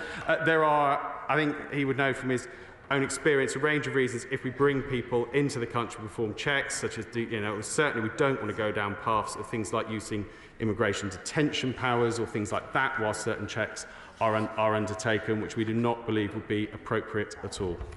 Clive Efford. Thank you, Mr. Speaker. One visa centre in Poland has closed its doors. It's no longer allowing walk-in appointments. It's 81 degrees outside. There's an 81-year-old woman outside and women and children. There's plenty of room inside, but they won't open the doors. This is complete chaos and unacceptable. What's the Minister going to do about it? Well, happy to look at the particular example cited, but we are surging staff and resource. We're conscious of the position there about how we can increase capacity, ensure we can get as many people in as possible. In particular, I've already touched on looking at the position around whether children do actually need to give biometrics, given the position there. Again, that will be guided by some security advice we receive, and that will then mean that, of course, there will innately be large numbers of extra points and plus a cohort that will not need to submit biometrics. Thank you, Mr. Speaker. One way in which we can rapidly scale up capacity is to use technology, Mr. Speaker. What is my honourable friend's view about the accessibility for Ukrainians with biometric passports to use the UK Immigration ID Check app, which of course does apply and has been used by many applicants from Hong Kong? Can I commend that course of action to him? I thank my honourable friend for that point. We are looking at the AUK2 app. I would say that to adapt it to HK-SAR passports as well as to BNO passports, BNO was relatively, but HK-SAR was slightly more complex. It is something we've been looking at. It is something, though, that brings certain challenges, but making sure that if we open it up, passports can be read and that the process goes through appropriately. But it is something we are actively looking at and considering, because, again, that allows us then to issue things like an e-visa as well. Thank you very much, Mr. Speaker. Well, from offers by individual constituents to the action by Welsh Government in talking to Cardiff Airport about welcoming refugees there, we see support from the British people very keen to welcome Ukrainian refugees, and immensely embarrassed that whilst other countries across Europe are welcoming them with open arms for 3 years without any questions about being part of a particular family, why is the Minister so determined that we are not able to have a broader welcoming system for all Ukrainians to come here? Well, I would point to the sponsorship system that will be set up, which will be open pretty much to many and all Ukrainians, although I would again remind the House the vast majority of people, understandably, want to remain in the region.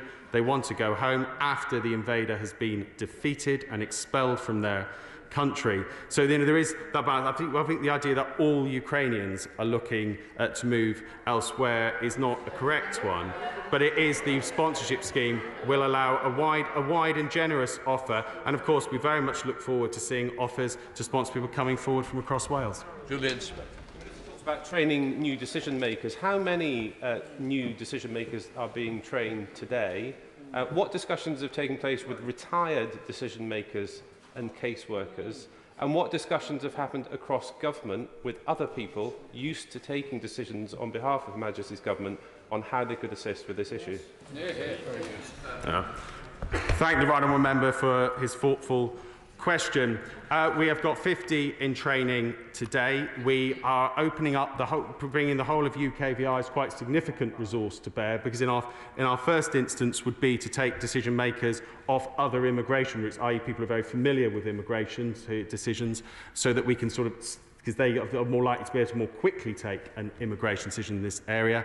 We are also talking with other government departments about things like apprentices and others who could potentially backfill in other parts of the immigration system. And, UKVI does employ in the thousands of decision makers, and we are looking across the piece at who we can deploy into this area, has experience, and then potentially backfill other parts with those perhaps one of the government departments.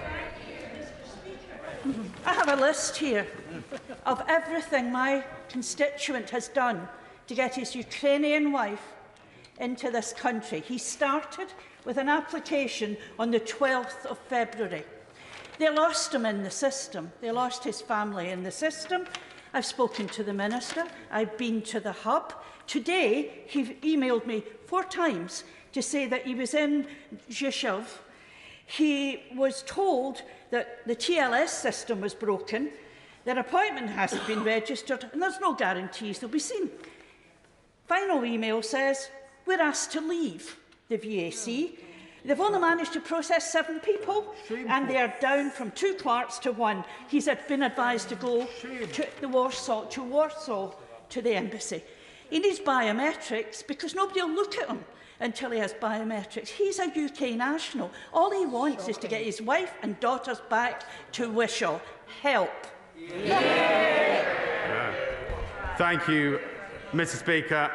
The honourable member realised it wouldn't be appropriate for me to get into details of the individual case on the floor of the House, but very happy to speak with her afterwards and see what we can do to resolve the situation. Carper.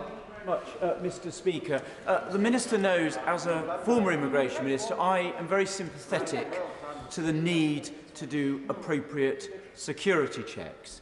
But I do have to say to the Minister, as someone who's gone out publicly to defend the government on this issue, we do need to grip the pace of this, and it will require ministers to take decisions to move things along quickly. So can I say to him, on the humanitarian sponsorship route, the Home Secretary announced it a week ago. I heard what my right honourable friend said about weeks or months. I was thinking more days. I would expect a minister, speaking on behalf of the government, to be at that dispatch box by Thursday to set it out. We've got to start working at the pace that these events require. So can I ask him to give that commitment for an update on Thursday for the humanitarian sponsorship scheme?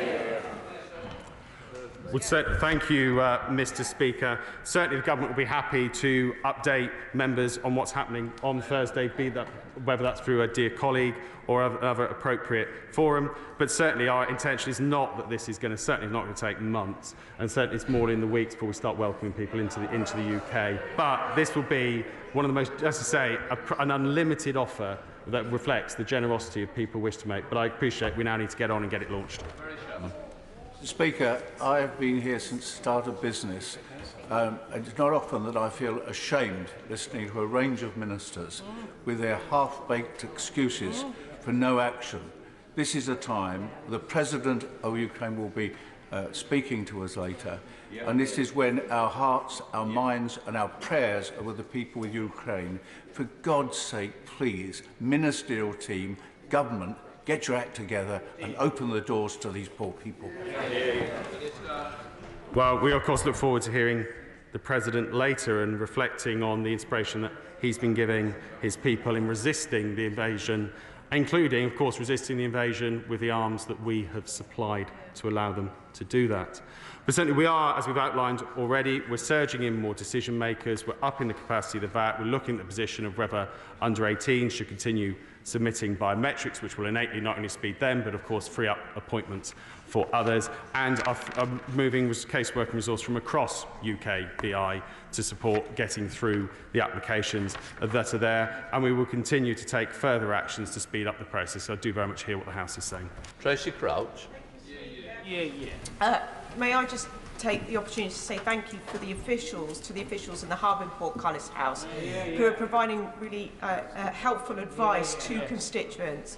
And I just counsel or advise the Minister that the advice that we're being given is to get people to Ruzev in Poland to support them through their application for biometric testing.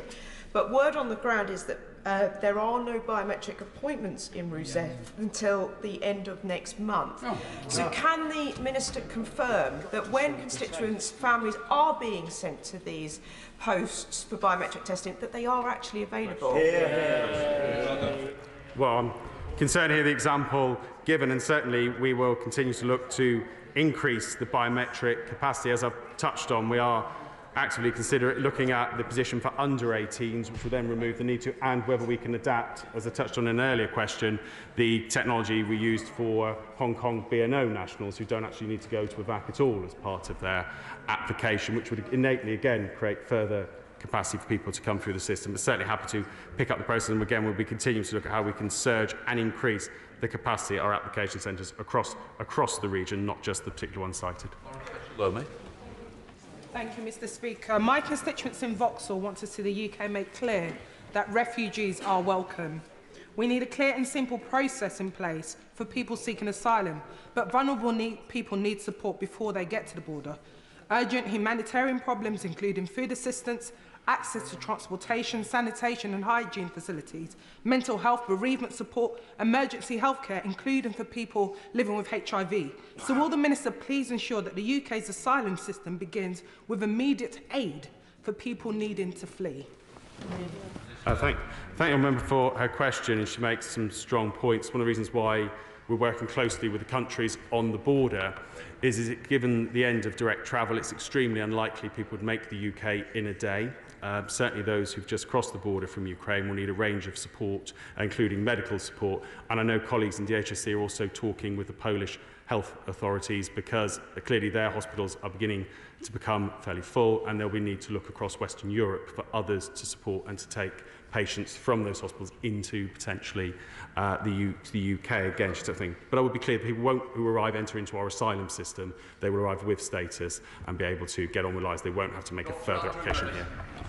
It borders my constituency. I fully accept the need for security checks, particularly on adult males. But the fact remains that the Republic of Ireland, with which we share a common travel area, has a population of 5 million, but has committed to 100,000 refugees from Ukraine, has admitted already over 2,000. This country, population 67 million, has come nowhere even close to that. Why not? Well, first, I'd say that if you look at what we're doing, first, we estimate about 100,000 people potentially eligible for the family route, and we have an unlimited position in relation to the sponsorship route, which could well see us exceed quite significantly the numbers offered by the Republic of Ireland. And we're now moving to get visas are going out there. As I touched on, nearly 500 have been granted as of 9:30 this morning. More have been granted as we speak. We are surging decision-making capabilities and upping the biometrics process, which will, I can say to colleagues, will quickly see the numbers arriving in the United Kingdom, on top of the numbers, obviously, we've already welcomed as we moved out UK nationals and their families earlier this year. Ian Paisley, briefly. Thank you, Mr. Speaker. My constituent, Michael Jeff Kamenko, has been contacted by his family who have fled from the Ukraine. They have no documents, no papers. Roxana's at the border with a little 3-year-old child, nothing. What assistance can be given to give that family hope and to get them to Northern Ireland and let them re-establish some semblance of normality? Where is the Christian compassion that this nation was known for? I thank the member for the example. We are conscious that people are leaving without a range of documents. For example, the normal sort of proofs you might have of family relationships. It would clearly be inappropriate to insist people try and go to get a marriage registry certificate or things like that if they fled from their homes.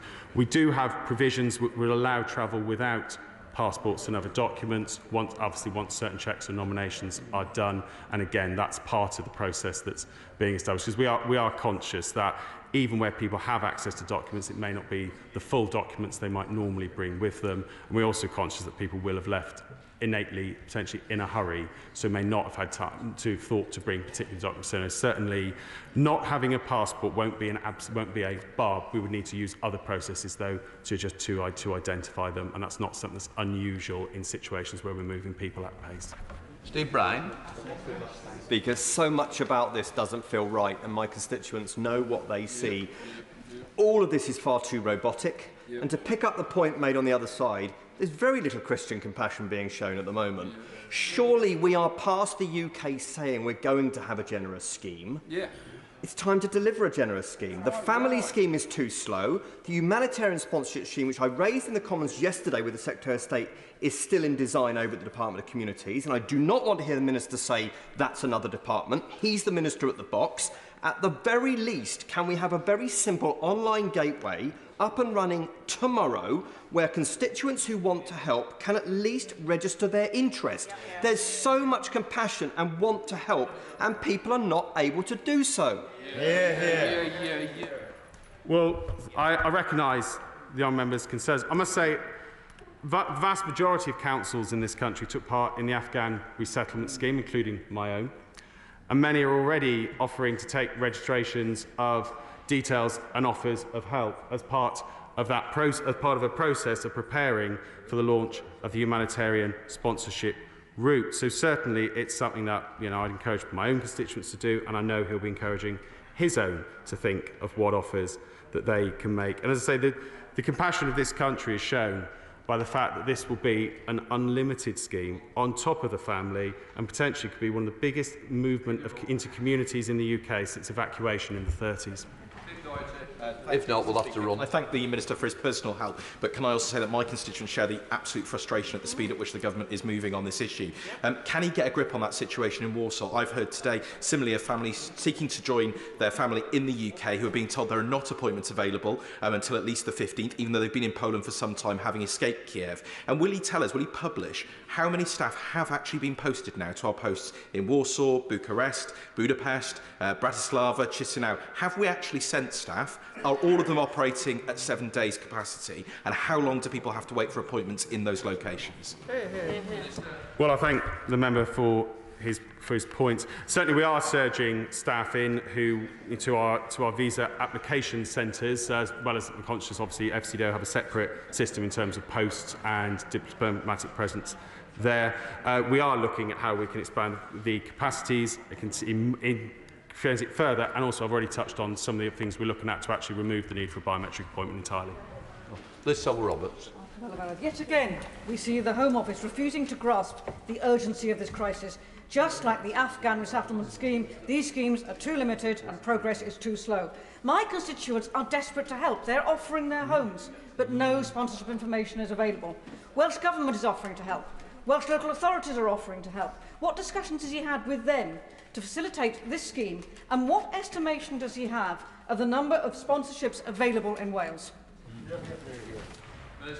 Well, in terms of engagement with the Welsh Government, I understand colleagues in the Government Department leaving it, having spoken with the Welsh Government and also the Scottish Government as well about provisions. Of course, it'll depend how many sponsors come forward, how many people want to be part of welcoming people into their own homes and into their own community across Wales, I expect we will see a generous amount. But in terms of urgency and other things, I'd point out, we took 16,000 people out of Kabul in 2 weeks.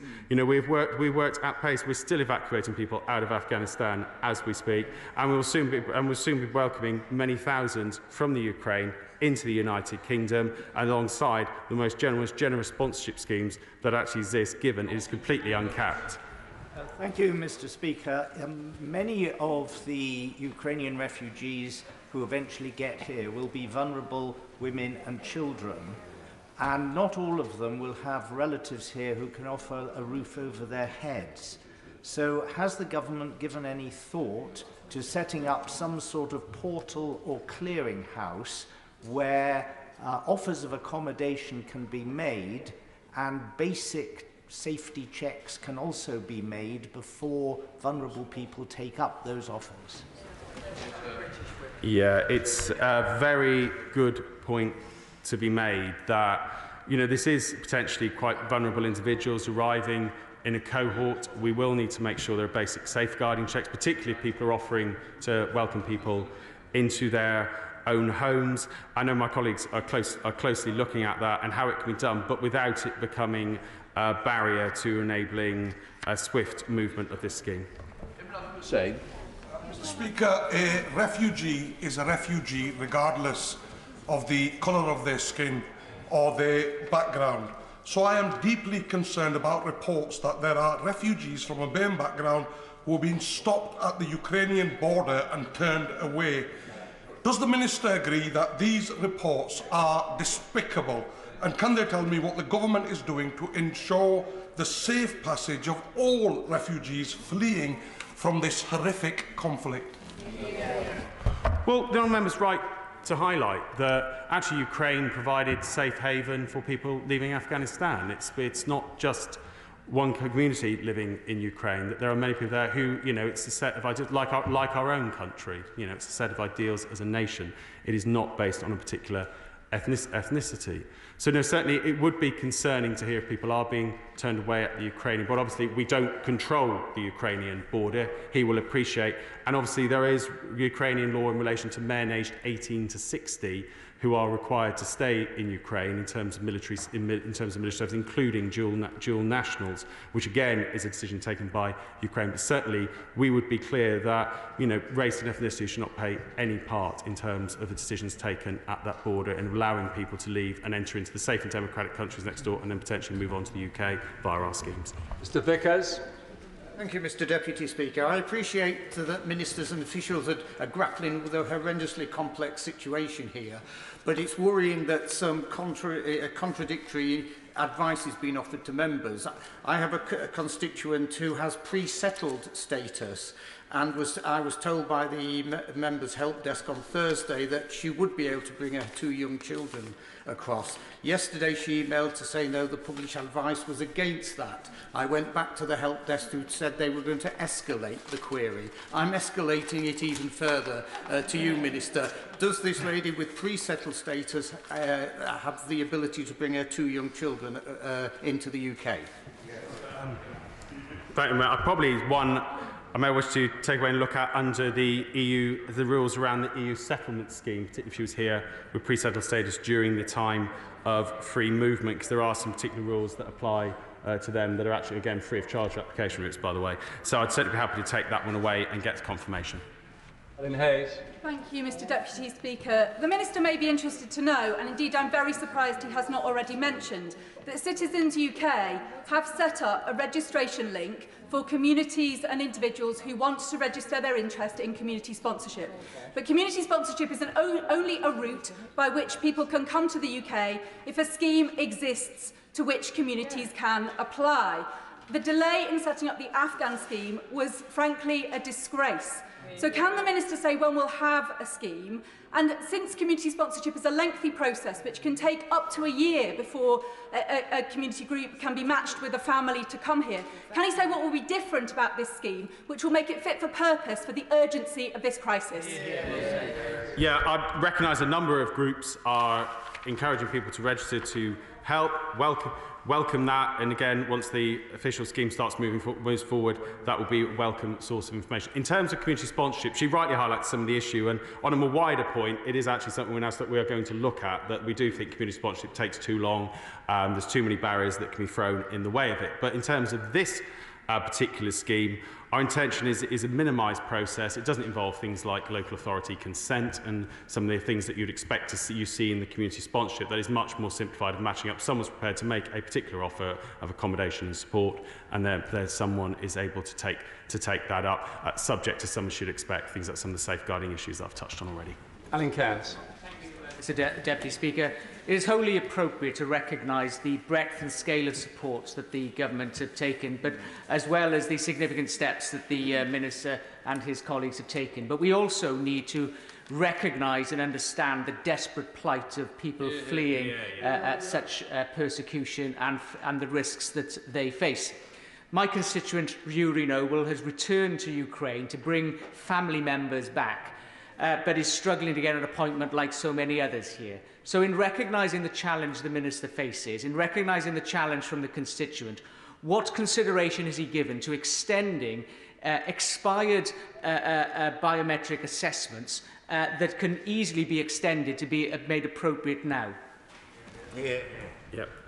As I touched on partly in my reference to the system being used for British nationals overseas, we are looking at what the role could be played in terms of previously submitted biometrics and those who've previously had visas to the UK in the recent past who possess a biometric passport. At this stage, as I say, we are conscious that where we can reduce the numbers who need to go to a visa application centre, this will free up capacity. As I say, our first thoughts, though, have been looking at the requirements for those under 18, and we're looking at the final security advice on doing that. Bradshaw. Thank you, Mr. Deputy Speaker.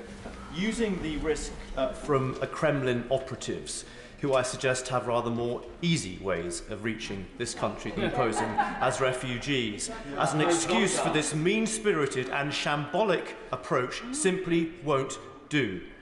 Until he follows the advice of the Right Honourable Gentleman, his friend for Thanet North, isn't it the case that he and fellow ministers are going to have to keep coming back to this House and explain this shambles? Just do what he suggested and what the whole of the rest of Europe is doing and offer visa-free entry for a limited period to Ukrainian refugees. Thank you, Mr. Deputy Speaker. As I've already outlined, there's clear reasons why we're doing this. Where we do believe it's right, basic security checks are made before people arrive in the UK. And as touched on, this isn't just the UK. The USA, Canada and Australia are doing exactly the same. James Gray. Mr. Deputy Speaker, a professional couple from my constituency in Malmesbury tell me that they're currently in Poland trying to help their relations from Ukraine. They're very well educated and English speaking, of course. They tell me that they're sitting up late into the night, tussling with the complexities of the forms involved, including a form for one child who's 1 year old, and of course to whom the form doesn't actually apply, asks for his employment and so on and so forth. They tell me that the information they're getting on the website is quite different to the information they're getting on the ground, that like so many others, they've been told they can't have an appointment for at least another week, that the hotels in Poland are full and therefore they've got nowhere to stay, and they just need the thing simplified. I wouldn't go as far as asking for a visa waiver. The Minister wouldn't want to do that. But surely, to goodness, it could make the system simpler, simplify the form and cut the time taken to fill it up. It's fair point made, and certainly happy to hear the honourable gentleman's feedback in more depth afterwards and what his constituents have encountered. I say we have seen over 10,000 applications submitted for a scheme that went live on Friday, which does indicate quite a large number of people are getting through it. But certainly we're continuing to consider how we can make it simpler, quicker, and as already touched on, reviewing things like the need for those aged under 18 to submit biometrics. Mr. Deputy Speaker, I'm sure I don't have to remind the Minister on International Women's Day of the particular vulnerability of women in war zones. My Edinburgh South West constituent Oleg Dmitriev has 2 nieces in Ukraine. He tells me they're reluctant to flee because what they're hearing on the news makes them think it'll be very difficult for them to join their uncle in Scotland. And they're asking him why should they risk their lives to get to a third country when the likelihood of their getting a visa to join their uncle in the United Kingdom is vanishingly small. What should Oleg say to his nieces? Well, we'd say to Oleg that first we've extended it to include nieces, and if they are his nieces and he wishes them to come to the United Kingdom, they'll be able to get a visa to do so. Obviously, as she touches on, travel from Ukraine, within Ukraine, people are in a perilous situation due to the barbaric actions of Russian forces. But certainly a niece would, as we've said, would stand a good chance of getting a visa, and certainly that they should make an application. Delbrook. Mr Deputy Speaker. Mr Deputy Speaker, I'm proud of my constituents who are coming forward to offer as much help as possible. I'm proud of the Prime Minister in the way that he's leading the world, but the Home Office is cutting off their legs, and it is simply not good enough. Mr Deputy Speaker, does the Home Office recognise that this is a war of the likes that's not been seen for 80 years in Europe? We don't want to stand in this House and listen to plans and processes. We want dates, we want action, and the Home Office must react far more quickly than it's doing and get to the point of hubs of people, get them processed and get them in. This is a disgrace. When the Minister leaves this dispatch box, I ask him to go back to the Home Office and tell them to get a grip. As I've outlined already, we're making quite a number of changes. We met with officials this morning to push further ones through. We've extended the entitlements and who can apply. And as I say, this will become one of the biggest relocations of people since the wartime evacuation. Let's just get this into perspective and scale, beyond what we've done for BNOs, beyond what we've done over a number of years for Syrians and what we propose to do for Afghan nationals. So this will show a generous side of the United Kingdom alongside the support that we've been providing Ukraine more generally, and which has created a very strong impression of the United Kingdom. Mr Deputy Speaker, I was speaking to a constituent yesterday, Stephanie, and she was fighting back the tears as she was telling me about how terrified she is about the security of her family that she has lost contact with. What I'm disgusted with is the lack of urgency from the government and compassion. Can the government say to me today why the visa application centre in Brussels is closed and why it is only open 3 days a week? Well, as we say, we've been surging staff into the region. We know we don't want to see people having to travel all the way to Western Europe to make applications, having left the country, having made what can now be an increasingly dangerous journey across Ukraine, particularly if people come into contact with Russian forces who are showing minimal respect for international law, or perhaps none at all. And as we say, we are surging staff, we're increasing processing capacity, and members will start seeing the impact of that very shortly. Mr. Buchan. Thank you, Mr Deputy Speaker. I'm glad that the Home Secretary visited the Ukrainian Social Club in my constituency with the Ukrainian ambassador to hear directly from my residents. I have many Ukrainians in my constituency, and a number have relatives still in Ukraine where there are existing biometrics.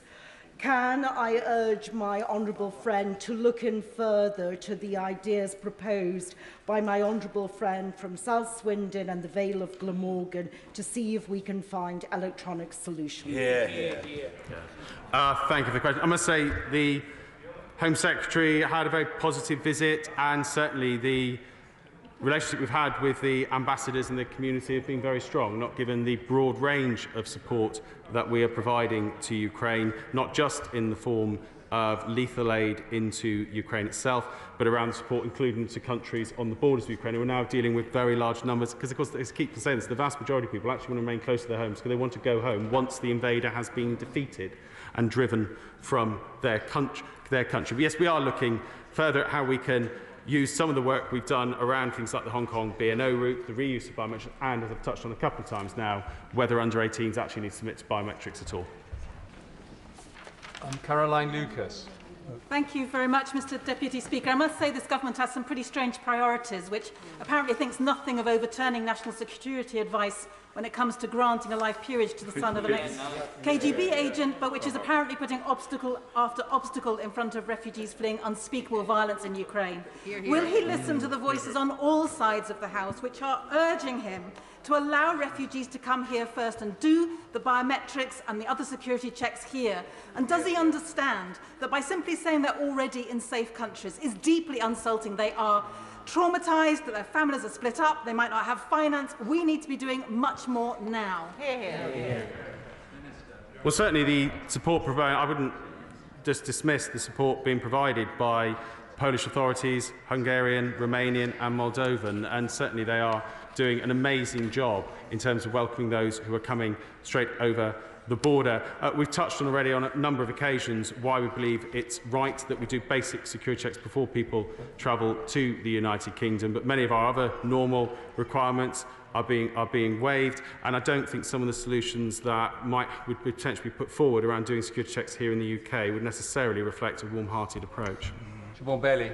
Mr Deputy Speaker, as it's International Women's Day, we're looking at experiences of women around the world, and I've been asked whether it's difficult being a pregnant MP. The answer is no, but I'll tell you what is difficult. Being a pregnant woman in Ukraine and children being in a basement where they're being attacked, and Stroud people want to understand what the chuff is going on, and I know the Minister cares. I know that the Home Office cares, and the picture is still confused and causing anxiety. So will my right honourable friend confirm that he will look at all biometric options to speed up, and particularly where there is information on websites and things saying people are going to get information back after 24 hours, that they do that, or they change the expectation and they deal with that properly? Yeah.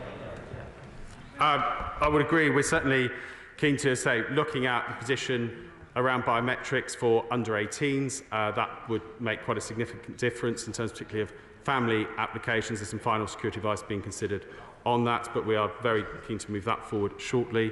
We are looking at some of the electronic means, as I say, the B&O visa, for those who aren't familiar with it. If you have a HKSAR passport that's biometrically enabled, you can apply from home without a visit to a VAC. So we're looking at a range of options that could speed things up and remove the need to actually go to a visa application centre. Sharon Mora. Thank you, Mr Deputy Speaker. The Germans are waiting in Berlin Central Station to offer Ukrainian refugees their homes and their hearts. The people of Newcastle Central are no less generous, and yet their government greets war-traumatised families who have already crossed a continent with a demand that they go to Brussels or Paris for an unspecified amount of time, apparently because the Minister thinks they could be KGB agents. Will he say how long he expects Ukrainian refugees to wait in Brussels or Paris? And will he say what support he is offering financially and in terms of transport so that they can meet his ridiculous demands? Well, I'd say ensuring the safety and security of our country is never a ridiculous demand. But in terms of the Senate, we've already touched on earlier in the question, we'll be opening up in Lille. Certainly, we've already touched on what we're considering around splitting up around children. And again, we will be having, we have an uncapped, unlimited system. And again, our position is very similar to what some of our core allies are also doing. Mr Sturdy. Thank you, Mr Deputy Speaker. Like many others, my inbox has been overwhelmed by generous offers of support for Ukrainian families. My constituents are ready and willing to offer help to those in desperate need. The only barrier to their support seems to be Home Office bureaucracy. Now is not the time, Minister, for box ticking and red tape. Now is the time to do everything we can. No more excuses. We have to move the process forward. We have to speed it up. Weeks, Minister, I'm sorry, weeks is simply not good enough. These are women and children. We have to speed it up. So can he assure me that those kind offers of help from my constituents and constituents right across this chamber are not going to be wasted? They certainly won't be wasted, Mr Deputy Speaker. We're moving at pace to set up our systems, and we're moving at pace to increase the numbers so we can get it while doing the basic security checks which keep our people safe. Tim Farron. Mr Deputy Speaker, this may be Home Office incompetence, or it may be being done for political reasons. And if it is, can I tell the Minister that he has misread the country? Because like other people in this place, I have been overwhelmed with constituents offering their homes and space they've got to refugees from Ukraine. Local charity, New Beginnings, operating in Ukraine for many years, desperate to be a sponsor of people coming to the UK from Ukraine who do not have family links. When will that New Beginnings charity be able to sponsor Ukrainians to come here? They need to know that this week. Well, certainly, I don't want to get into political point scoring on this particular issue. I don't think that's particularly seemly or appropriate.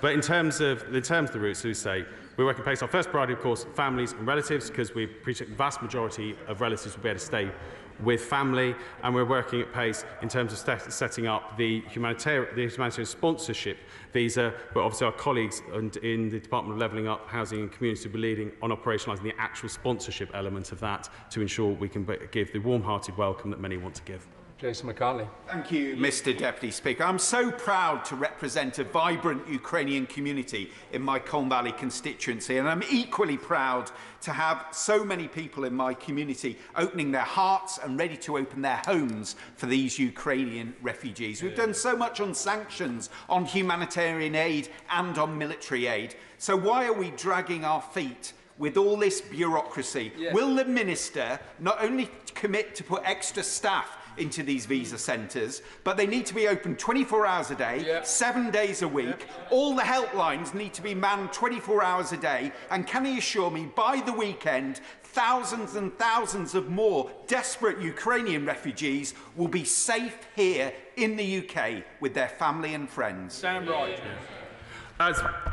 I certainly hear the point. We're making, as I touched on, we're bringing in more specific decision makers. We're bringing people in from across UK VI who are experienced decision makers to ensure that once a decision's ready, a case file is ready for a decision, we can get on straight on and do it. We're certainly looking to expand where we can. The visa application capacity, again, making sure we've got staff and others. We're looking at can we backfill that with staff from the United Kingdom as well. Again, this is more about staff availability necessarily in the actual physical structure.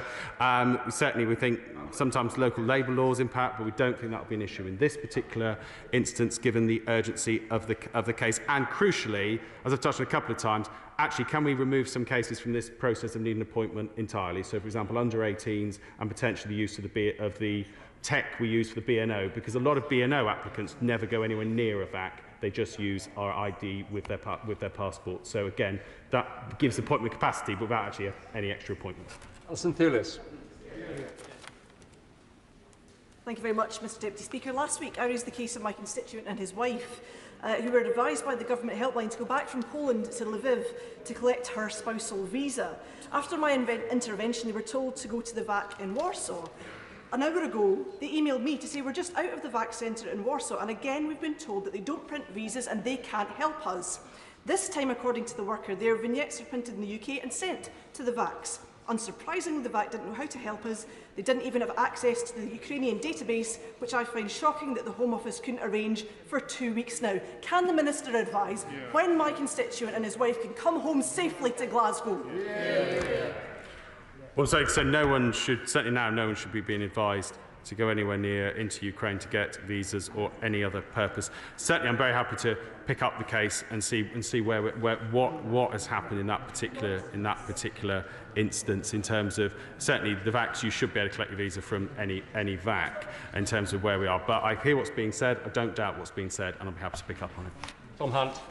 Deputy Speaker, I met with 4 of my Ukrainian constituents last week. They've been bowled over by the generosity shown by people of Ipswich, particularly the Polish community. There's actually a lorry approaching the Ukrainian border today, carrying £8,000 worth of gifts from the Polish community. 2 questions. I met with Alina, whose family are currently stuck in Kharkiv. Just a quick update on the possibility of a humanitarian corridor for her family to get out of Kharkiv, not to Belarus and Russia, but to a safe European country. And thirdly, Victoria said that if it is the case that some of the people who may be eligible for a family scheme don't want to take that option, could it be transferred to somebody else very close to them who might not strictly qualify via a family route?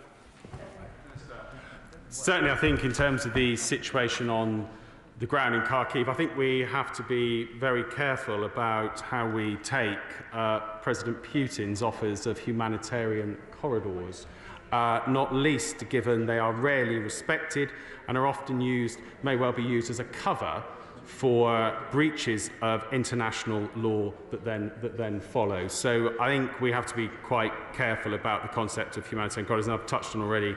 Travel across Ukraine is extremely dangerous. You don't need to wait until you have any form of visa, if you can, to get into a neighbouring country and then seek to come to the United Kingdom. But certainly with the family route, people can either sponsor the family, or if they have space and available, this is when the wider sponsorship route will come in if there's someone they know and love in Ukraine who they would like to sponsor to be, or who has managed to get to a bordering country, a safe bordering country, who then they'd like to sponsor to come here.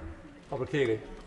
Thank you, Mr Deputy Speaker. I just want to give an example for a constituent who's trying to help his niece flee, who has fled from Ukraine, because it backs up all the things that he's hearing from his own side about how just completely unsustainable this system is.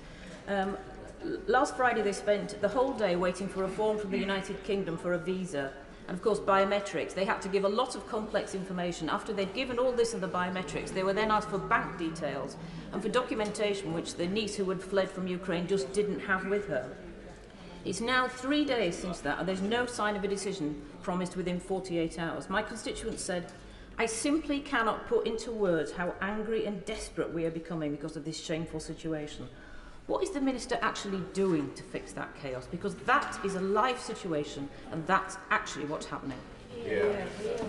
Well, certainly I would be, I think in terms of issues like bank details and things that we might normally ask for in the immigration system, I can fully appreciate why that would be an unreasonable request entirely to someone who has escaped potentially with whatever they could carry from their home in Ukraine, particularly as Russian forces advance.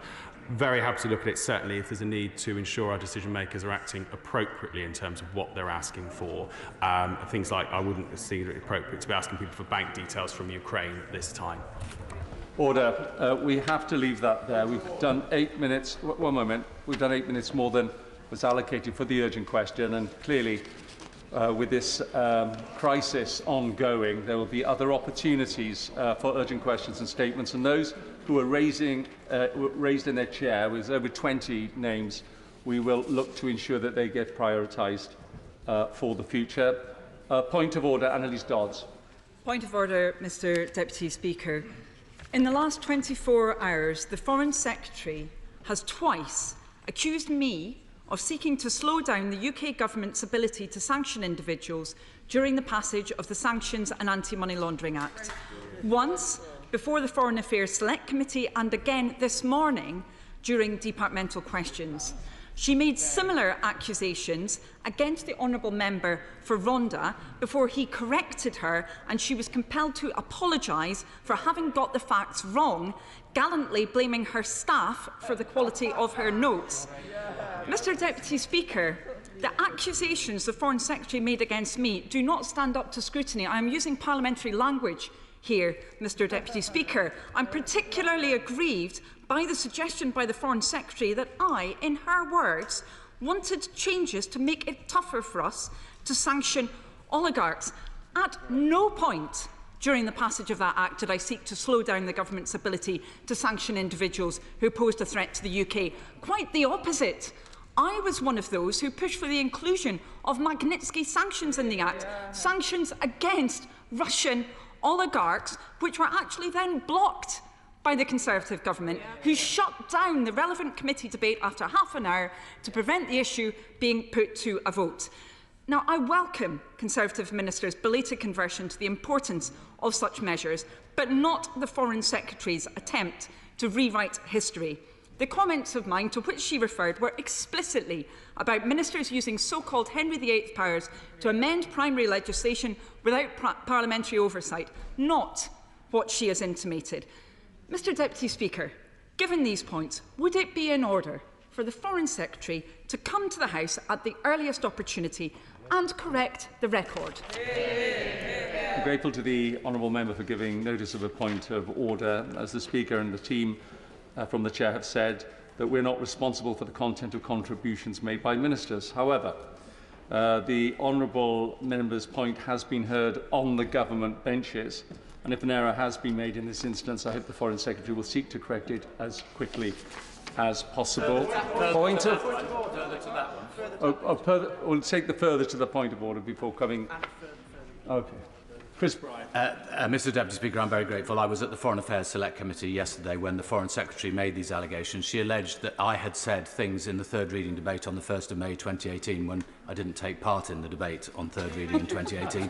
And in actual fact, I did speak on that day, and even if I say so myself, it was a particularly fine speech, which, well, nobody else is going to say it, so I might as well. But the serious point is here twofold. First of all, the Foreign Secretary came to the Select Committee determined to say these things and had clearly not checked the basic facts before she came to the meeting. Secondly, which would suggest a degree of deliberate recklessness about what she was going to say.